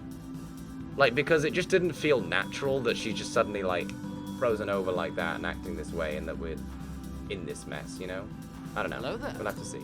There's a few other students here paying their respects. Olivia taps my wrist with her tail and I let go. I walk alongside her as we approach the portrait. I wonder when this was taken. It can't have been that long ago. He just looks like he did earlier this year. We've been standing here for at least 10 minutes. It's good to mourn a teacher as great as Ida, but Olivia is just staring blankly at the memorial with a broken expression. In fact, it's eerily similar to a reaction when Ben and I found her after the school told everybody. How long has it been since then? I noticed Olivia's hand resting idly atop the wheelchair armrest and placed my hand over hers. You feeling okay? She shakes her head in response. We can't stand around here all night, Olivia. Don't you want to go eat? Lowers her head. Just a bit longer. I watch Olivia purse her lips fiercely, fighting the urge to cry. After another minute, though, she seems to gradually return to normal. Okay, let's go. Grip her wheelchair and walk the both of us away from the memorial room. Right, but you see what I mean? It's like everything's just kind of glossed over. There's no moments in these moments. In my opinion, the decisions were across the full game as opposed to recent ones. Right, but even then they don't make sense because all of a sudden it's culminating now. That's all I'm saying. It's like every decision up until now has never, like, every decision led to her kissing me on the cheek. Right? That's what I mean. Every decision up until this point led to this happening, right? And everything past that point is suddenly, like, downhill, and it just doesn't feel like it makes sense. Like, we thought we were on track and we were doing fine. Like, we've never not had a bum steer. But obviously there was one choice somewhere that's probably maybe made a difference. As I say, it's still no confirmation or denying, but you know. Hey, don't drool on it. Wah, don't mark food as yours. That's how you sound. Very funny. I look back to catch the time and see something. It's Damien. He stands in the doorway leering in. So much for going somewhere else for the night. I can't tell his expression from here, but he sees me looking his way. He stares right back at me. We maintain eye contact for several seconds, and just as quick as he arrived, he's gone. Whatever, I have a dinner to enjoy. Man! Like, what the fuck? Back in the main hall, we sit and eat next to each other at one of the tables near the back. Olivia's really going to town on the stack of ribs. How long has it been since she's really eaten something? I wait patiently while she continues her shameless display, only occasionally handing her a few fresh napkins. I use the time to look around the main hall, and it doesn't take me long to notice a photography setup on the far side of the room. It looks like some staff member is taking pictures of couples and bachelors alike. Hey, Olivia, we should get our picture taken once you're done. He doesn't reply, instead focusing entirely on the meal. Now I think about it, though, I have my own camera. We could just take our own pictures together, and I'm sure... Oh, God. Good, let's give it a try right now. Unorthodox lighting, I raise my camera to Olivia as she finishes gnawing on a rib. Snap the photo before she realizes what's happening, and I look down at the display to witness my handiwork. The subject isn't perfect, but I think it's... Yeah. Seriously? Can it wait? What? I'm just messing around. You let me do anything in peace? Relax, nobody's going to see it. She grumbles adorably as she chucks the plate into a nearby trash can. I look down at my plate. I'm pretty full, but it's only half empty. A part of me just wants to say... Just skip ahead of it. Like, this is... Just in silence for a few moments, having also seen my plate. Hey, you gonna finish? As Olivia's voice trails off, I watch a tense expression cross her face as she lowers her head. Hey, what's wrong? Sharp whistle cuts my date off before she could answer. Whoa! Hello! Damn! Okay, maybe it's worth playing out. Hello, Mia, how you doing? In a dress. It's surreal to see her dressed up, but it's a pretty big event. I wave to her as she struts casually up to us. Well, if it ain't my favorite pair of geeks.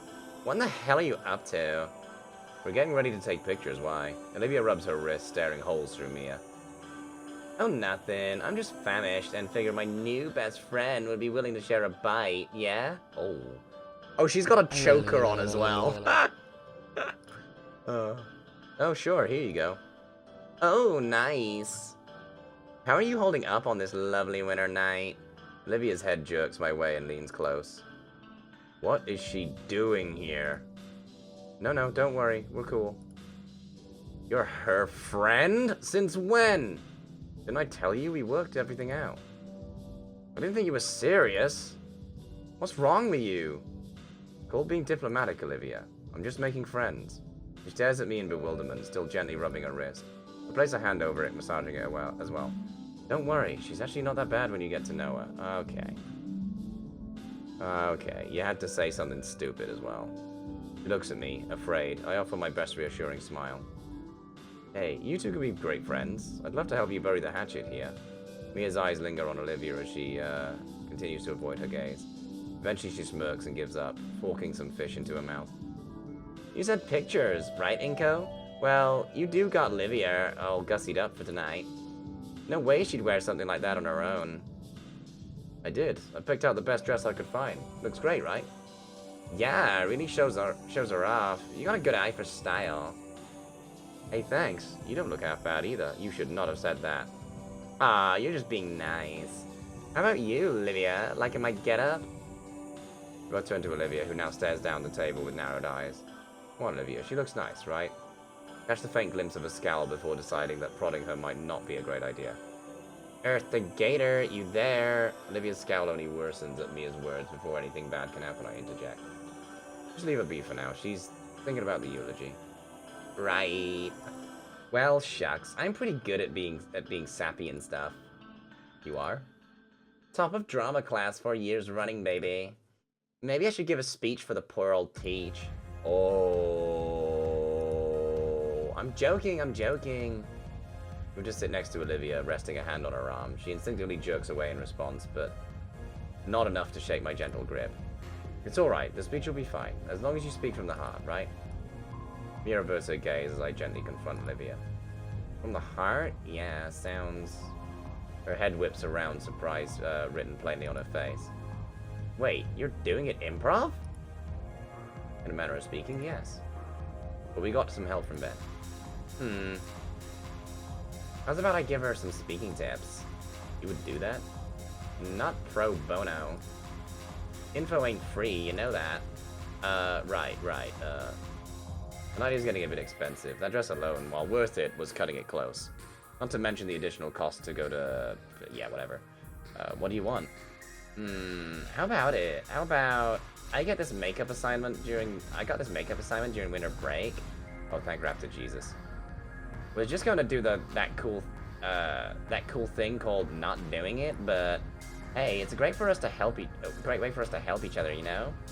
Pick up right where we left off. A favor for a favor, perfect. And we'll all be good friends after this. The rest of the year looks better and better. Yeah, it's a friendly gesture. No way. Olivia, come on. We need all the help we can get. Plus, it's a great way to get you back into art, like a commission, right? And she's offering. Everyone wins here. Best for everyone if we all forgave each other, isn't it? You just need to open up. Open up, Olivia. Come on, don't embarrass me. Oh my god. Oh my god. What is that fucking statement? Like, even the way Inco is talking to her just feels like... Man. She hangs her head low. Crossing this bridge must be hard for her. Whatever. I take both her hands. Thank you, Olivia. Okay, I'll make it quick. Wait, hang on. This would be a great time to... First, I want to get a picture of the occasion. What a great idea! Alright, let's save this moment forever. To friendship. Come on, Olivia, smile. Alright, quick lesson on how to make good shit up on the spot. You need to captivate the audience, right? Right, that. We need the speech to be genuine. And it will be, assuming she can learn. Mia slides her chair right next to Olivia, leaning in close for the lesson. Speaks low enough I can't hear her over the dance music. Well, it's not advice for me anyway. On occasion, Olivia looks to me nervously. I give her a thumbs up, always there to reassure her. Hey, you good? Sure. Great. Thanks again, Mia. Don't forget my assignment, Inky. Oh yeah, you can go now. Please. Hey, Olivia, how'd you like to go dancing? Olivia brightens at the idea, but I'm not sure if it's to really go dancing or just to get away from Mia. Yeah, I would. Mia? I've been looking everywhere for you. Ben casually approaches our table and quickly takes notice of Olivia and I. Inco and Olivia too. I'm glad to see you through. Oh, sorry. On speaking terms. Yeah, it's great how friendship blooms in unlikely places, isn't it? Well, I'm really impressed, Inco. You're doing great, man. Ben's gaze falls on Olivia, who bears an even deeper scowl and now has her face buried in her hands. Oh, is she alright? She's not feeling well right now. Oh god, there's Christmas music. Oh fuck. We're about to hit the dance floor together. Well, hold on. I actually need to prepare for the eulogy. What, right now? Well, yeah. I don't want anything bad to happen, especially since this is a big event and all. Come on, Ben. We were just about to dance. And plus, I still have a few more photos I want to. That sounds like a good idea. I'll go. Yeah, fuck it. Yeah. Turn towards Olivia in shock, who seems to have miraculously recovered from her bitter mood. and now glances at the both of us with a fierce gaze and a shaky smile. Yeah, let's go, Ben. I want to prepare some more. What? But why now? We still have to... No, right now. I just want to go. We can do all that stuff after the speech, can't we? Right now, I want to go work on the speech in private. I look at Ben with pleading eyes, but he shoots me down with a responsive stare. We're the best right now, Inco, for Ida can remember. Oh, God. Why can't I just have a normal date night? Alright. Yeah, okay, you can go, Olivia. Thanks.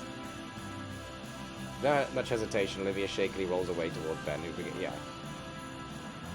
Wow, looks like you're shit out of luck. No, it's fine. The eulogy is more important. Whatever you say. With the air is filled with music, a heavy silence weighs between the surly girl and myself. Mia's elbow rests on the table as she stares off into the dancing crowd. Hey. There's a curious look on her face. Wait, am I actually getting with Mia right now?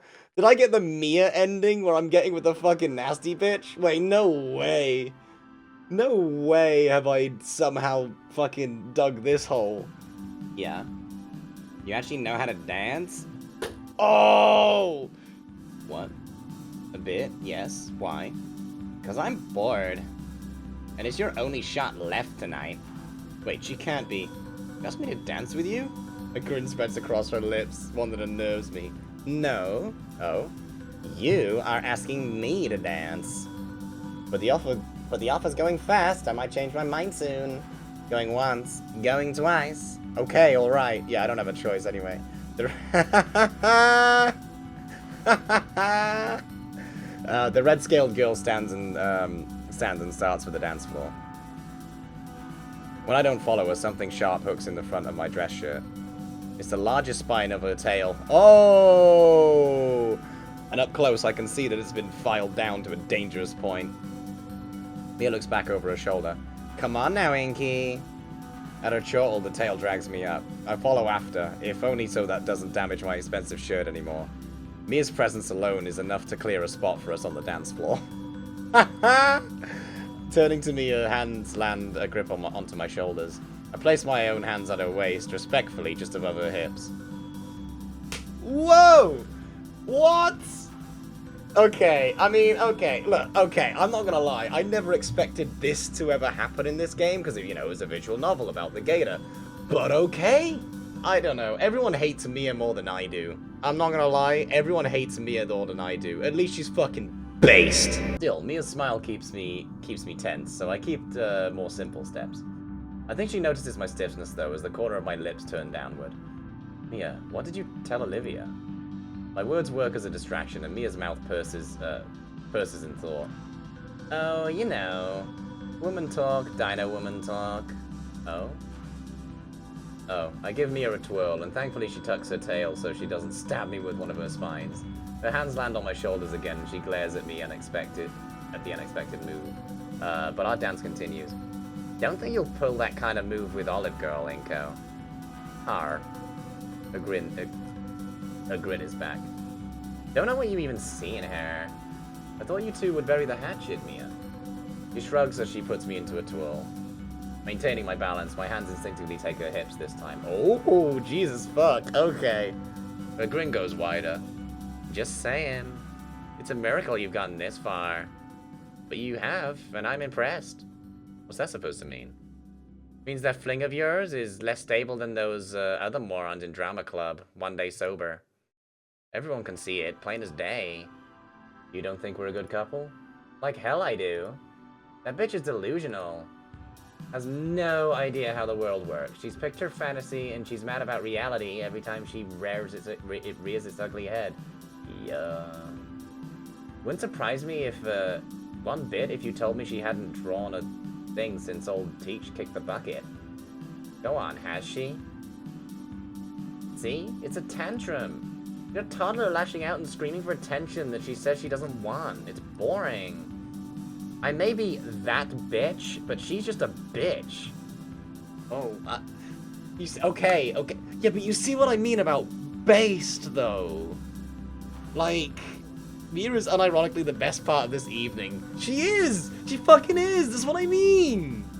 Like, as much as we all hate her and she's the bitch character, like, read that line and tell me that we're not kind of going, oh, I'm not kidding. Everything Olivia's done tonight has been fucking awful.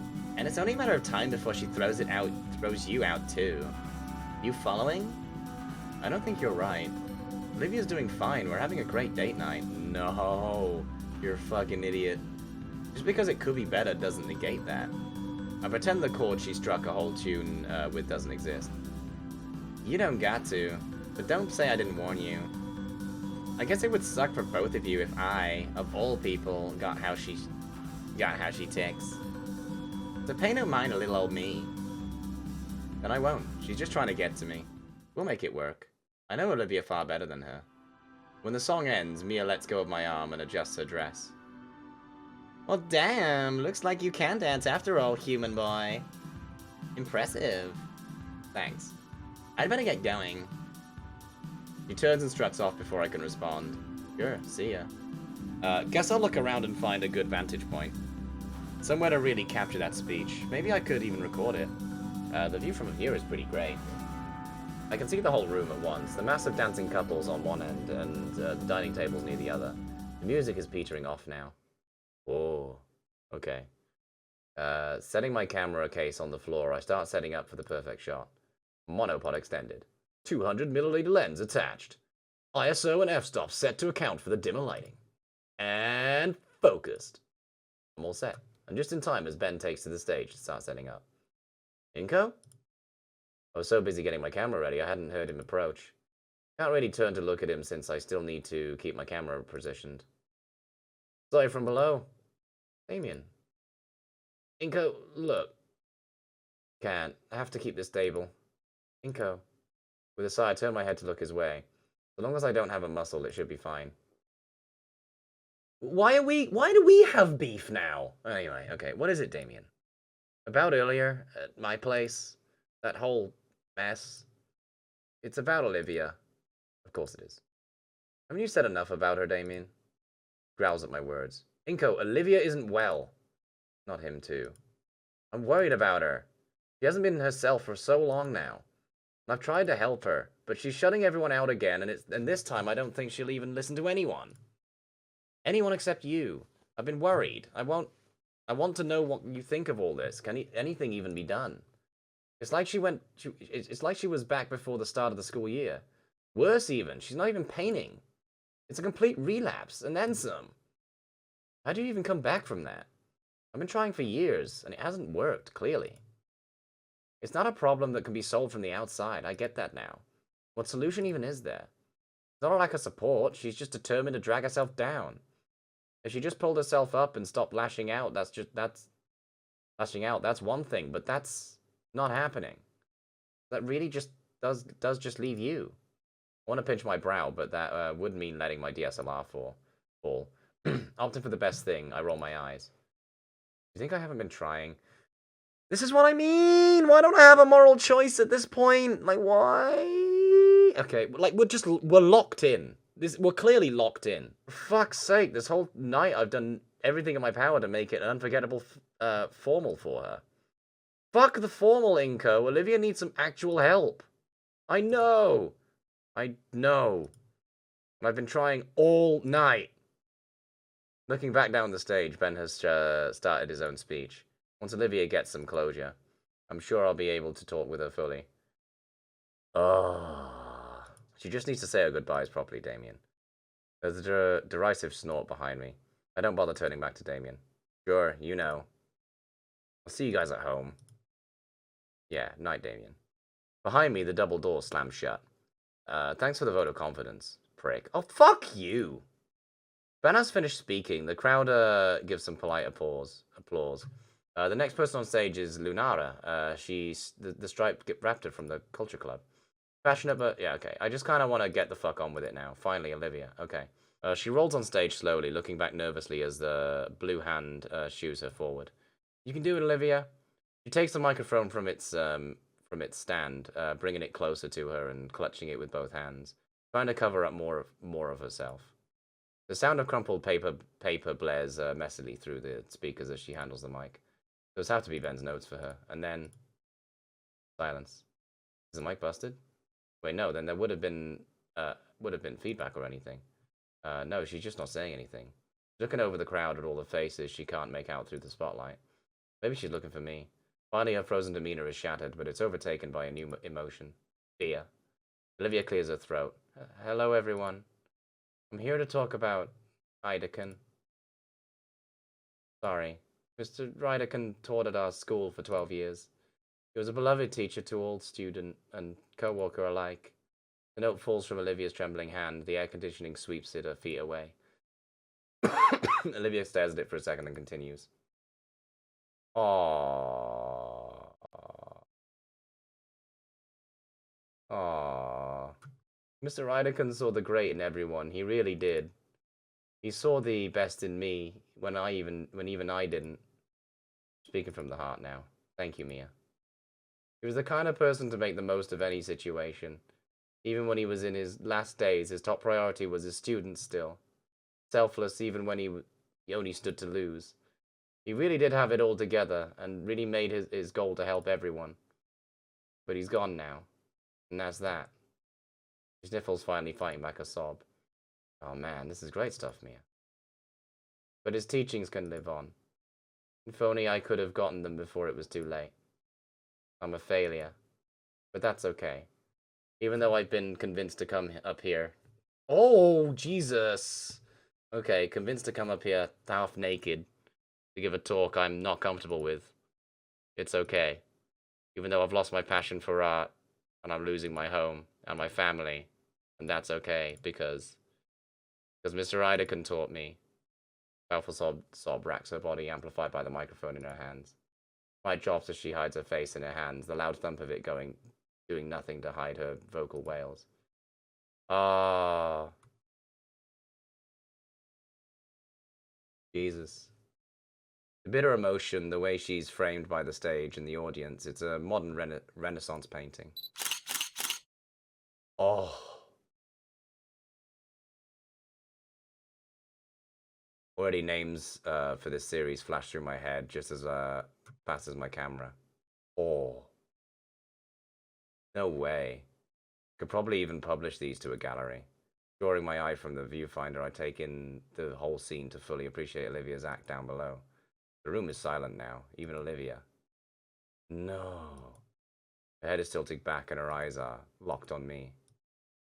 That look from her tears at my heart brutally. This isn't an act. I thought Mia's advice was, even from here I can see the emotions that are displayed on her face. Anger, sorrow, betrayal, and yet... Jesus! Oh my God!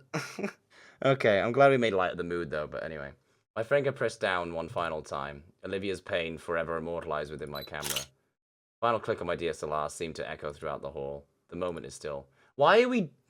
Yeah, sure, okay. But it wasn't. A loud clattering echoes through the room. The mic lays abandoned on the floor as Olivia rushes off stage and out the far exit into the halls. This isn't good. She's taking this the wrong way. Can't be alone right now. I need to help her. Whoa!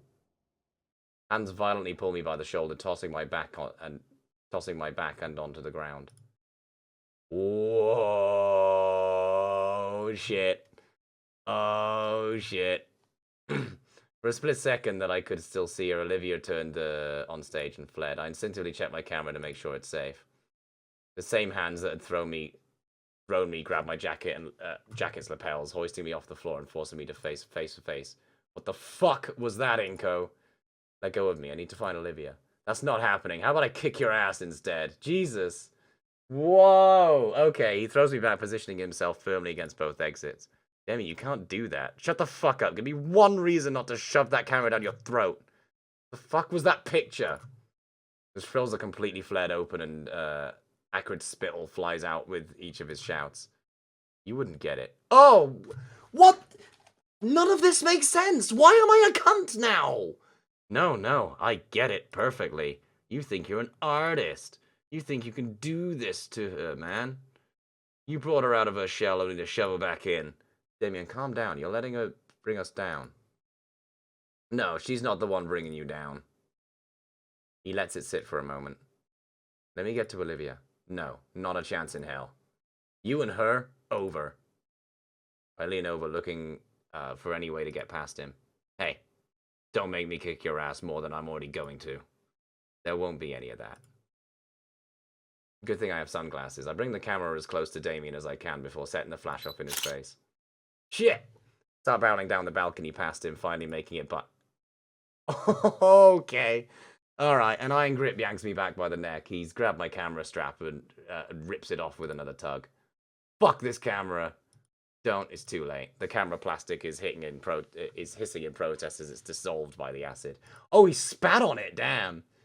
Damn it, all that work gone. Olivia's smiles were all in there. I couldn't save them. And fuck you. He spikes it down over the balcony onto the floor, 30 feet below. I hear it smashing to pieces and the battery explode. And I'm left leaning over the balcony, reaching for it. God. I swing back towards Damien, going for a sucker punch. Really? Wow. It's effortlessly countered as a fist goes straight into my eye. Fucking deserved. A cascade of stars invades my vision, and I'm left leaning against the balcony. Yeah. Holy shit, this hurts. I'm probably bleeding. His hands are rough. Damien raises an arm for another swing. Oh, fuck. But the second hit never lands. Whoa, Mr. Ferris. He's caught Damien's entire arm in one hand. There'll be no more of this. Damien snarls at the whale. Ferris's response is a simple squeeze of his hand, and that pops Damien's elbow. Oh, Jesus! Yeah! I'm disappointed in both of you. On the floor below, the lights are flipping on. The event is over. Ben glares up to us from the mic, having given a last-minute send-off he wasn't expecting to do. Like, what the fuck did I do for this to be the outcome? I think what's perplexing me is this is the kind of ending you get when you make all of the shittest choices. You know what I mean? Like, up until now, we've made some, like, it's felt like we've made some really good choices and that things were going smoothly, and now shit's fucked.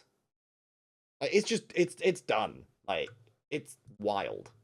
You stay put until everyone's gone, then we'll talk. Excuse me. As much as I'd love to, my mind is set on only one thing right now above all else. Olivia. Fuck off, is it? Bullshit. And you just opened the way. Whoom. Hey! I sprint fast, finally free of both of those idiots. Wow. Olivia, please be okay. I'm coming. It's like I'm coming to a rescue. Yeah. I'm going to your rescue. Yeah, even the way he's talking, it's just... Bruh.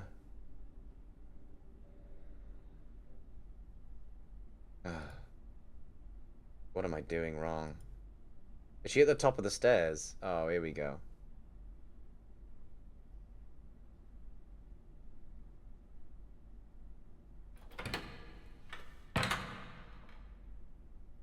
Olivia.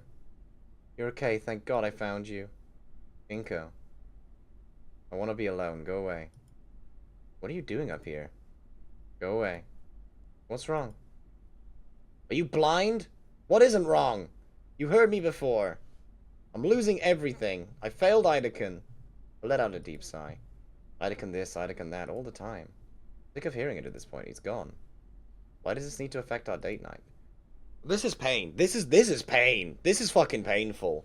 Some of this dialogue I'm forced to read is fucked, honestly. It only now occurs to me how close she is to the edge, and my gut churns. Why is she up here? I'm scared. Why are you up here, Olivia? Were you here to... Oh my god. I was not. You were. Olivia, you're in a dangerous position. Please, leave me alone. You can't be alone right now. You need someone. You need me. No. God. Leave. She sobs that last one out. She's back facing the other way, staring up out at the night sky. Give her a moment to let it all out. Place a hand on her shoulder and let her gently know that I'm here for her. She tries shrugging it off. I saw you. That picture. It's just too much. It made me realize things. Things about you. Olivia, please understand. It was beautiful. What the fuck? It's not possession. It's narcissism. It's full-on manipulative. She doesn't get it. She will one day. What the fuck? It's okay, Olivia. I still love you. Even despite it all. She stops and slowly turns her head. How are you? Who are you? No, not from her. Olivia, look at yourself. Look at how you've been treating everyone. Look at my face. Damien did this. He did? Yes, and guess what? He broke my camera too. Because you went and rolled him up. Now I'm getting hurt because of your stupid, thoughtless decisions. Look, I don't want to deal with this right now. My camera's busted, but I still have my phone. Open the gallery and swipe through the dozens of pictures we've taken together, shoving the screen in her face. Look how happy you are. In every one of these. Inco, I was smiling because you wanted me to. How'd you not get that? No, don't lie to me. Inco, you did that because you told me. I did that because you told me. Didn't you want to have a good night? Inco, I've just been doing what you want. You had me go on that fucking stage with my tits out and left to go God knows where taking fucking pictures. I hate it. You're throwing it. Oh my god. Throwing a tantrum just like that. Just like that. Clarity. Oh my god. Mia was right about. Okay. We're grinning and bearing this now, right? At this point, we're grinning and bearing it. It's going to be fucking horrible, but I want to get through this shit because this is awful and I hate every second of this and we're getting it done. Okay? Like a single drop of water disturbing the whole ocean, Olivia's eyes widen and sink into her head. She opens her mouth to nag more. No, I'm starting to realize something. Mia was right. Shit, Damien was right about you two.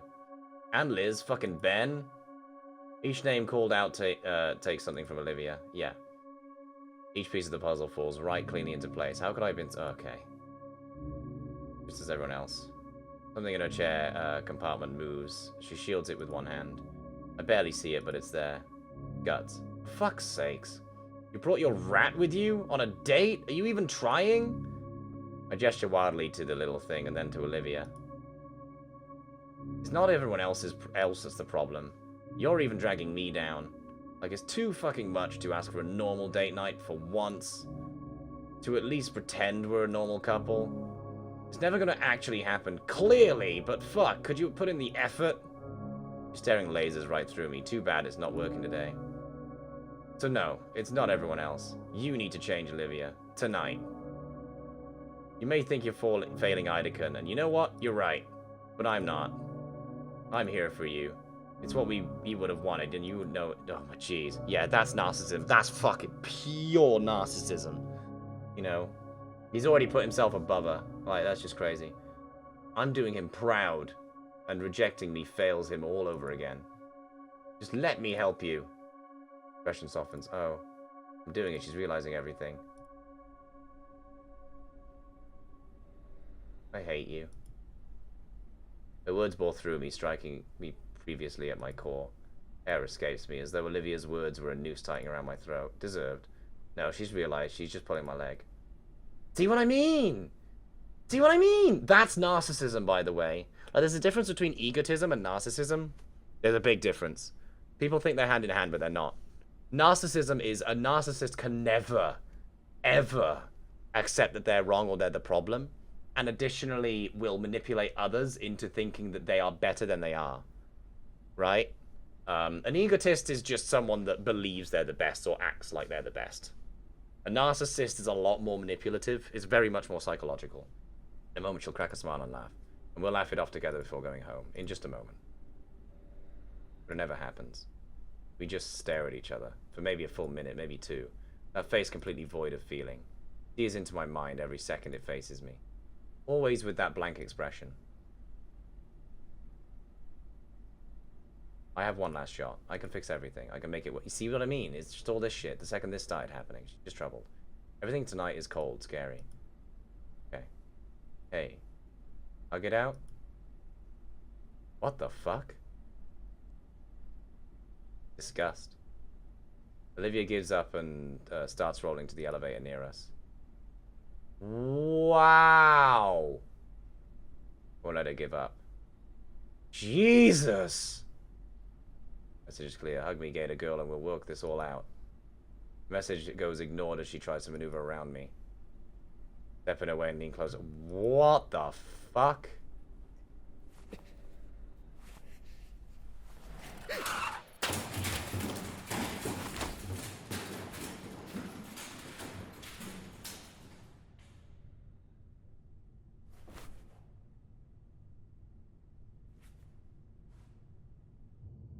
Yeah, I saw this being the outcome.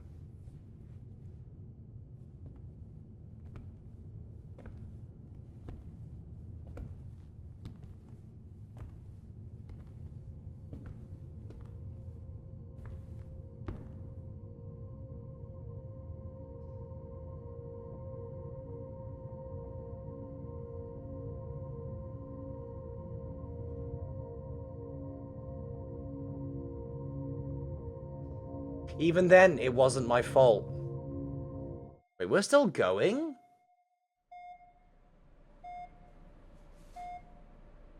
How are we still going? I'd have ended it there. Hospital room, right? I should feel tired right now, but I don't. How long has it been?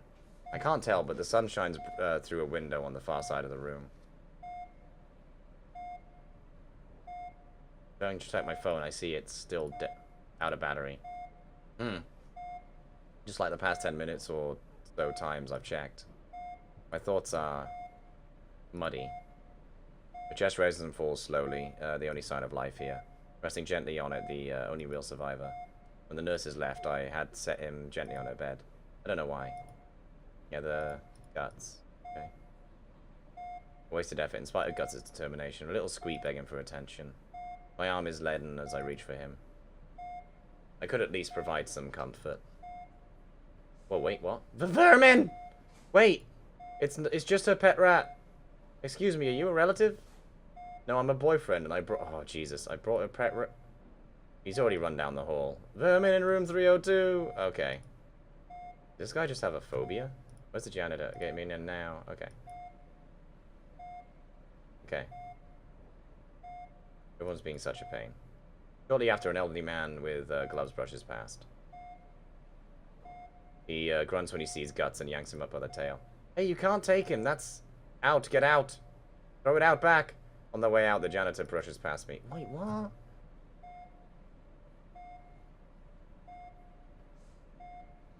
Look, I don't make the rules. I'll just volunteer. Okay, do what you gotta do.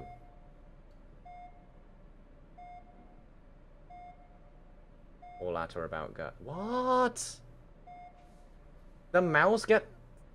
Jeez. What the fuck? Why? Is this pain pales in comparison to the pain others must be feeling?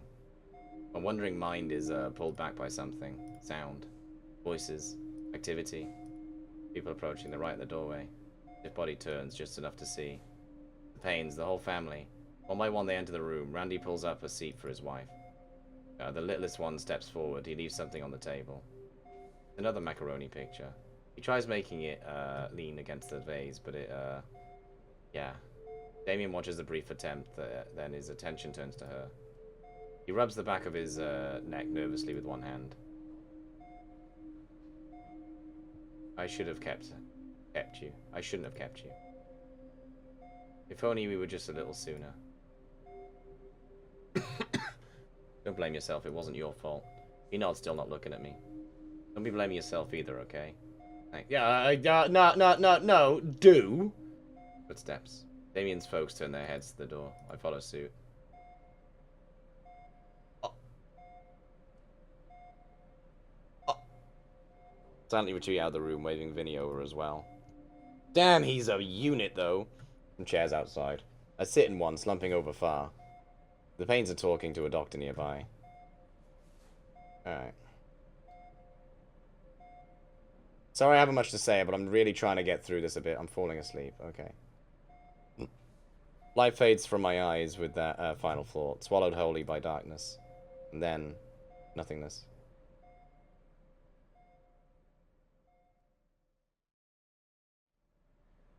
Alright. Huh? Sir? Sir? Thoughts coalesce. Hallway nurse. Hospital. Eye on the clock nearby, I see that it's nearly past noon. So, we can't have you loitering here. But I was visiting. The door is closed. The nurse follows my gaze. Damien's, Vinny's, Sophia, Randy, her father. Everyone is gone. Are you family? No, but the nurse scoffs. Okay. I'll just wait until someone gets back to see Olivia again. Where did they all go? I stare ahead blankly at the closed door. The nurse finishes his business and exits the room again. He looks shocked to see me.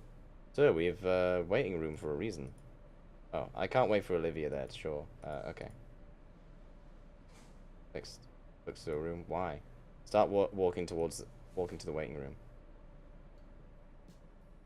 Each step, a question reverberates within my murky mind. Why? Why did this happen? Did I cause this? Is it my fault? So many questions, so many steps. I finally step outside. And the final question brings clarity to me. What did I expect? My mind follows the tangent. What did I expect? I expected a relationship, a normal relationship. And I tried hard to get it. I put in the effort, but the situation wasn't normal. Olivia wasn't normal. All the effort for a normal relationship. It wouldn't have worked out at all, and it didn't. If anything, it got worse for everybody. Is it all just wishful thinking? Was it even worth it? Whatever. Okay. I stop and think long and hard about the phrase. It's true, isn't it? It's true, it wasn't. It wasn't supposed to be like this, and it's not worth it. I look back down the hallway to the door to Olivia's room. I'm sorry, Olivia. I'll visit. We can spend some time together again. If the staff will let me. If the paints will let me. When I can. I miss you, Olivia. I head for the metro station nearby when I see him. Oh, they just put him outside. Okay. He's focused entirely on the window of Olivia's room. Guts? Kneeling down, I offer my rat hat. Come on, Guts. He doesn't budge. Small animal doesn't even notice me at all. No. I shouldn't. It wouldn't be good for me. And for my mental health. So I continue. I force my legs forward until I know. Right, so this is the narcissist ending. Don't know why we got that. Oh, that was fucked. I don't know why we got one of the shittest endings we could literally ask for.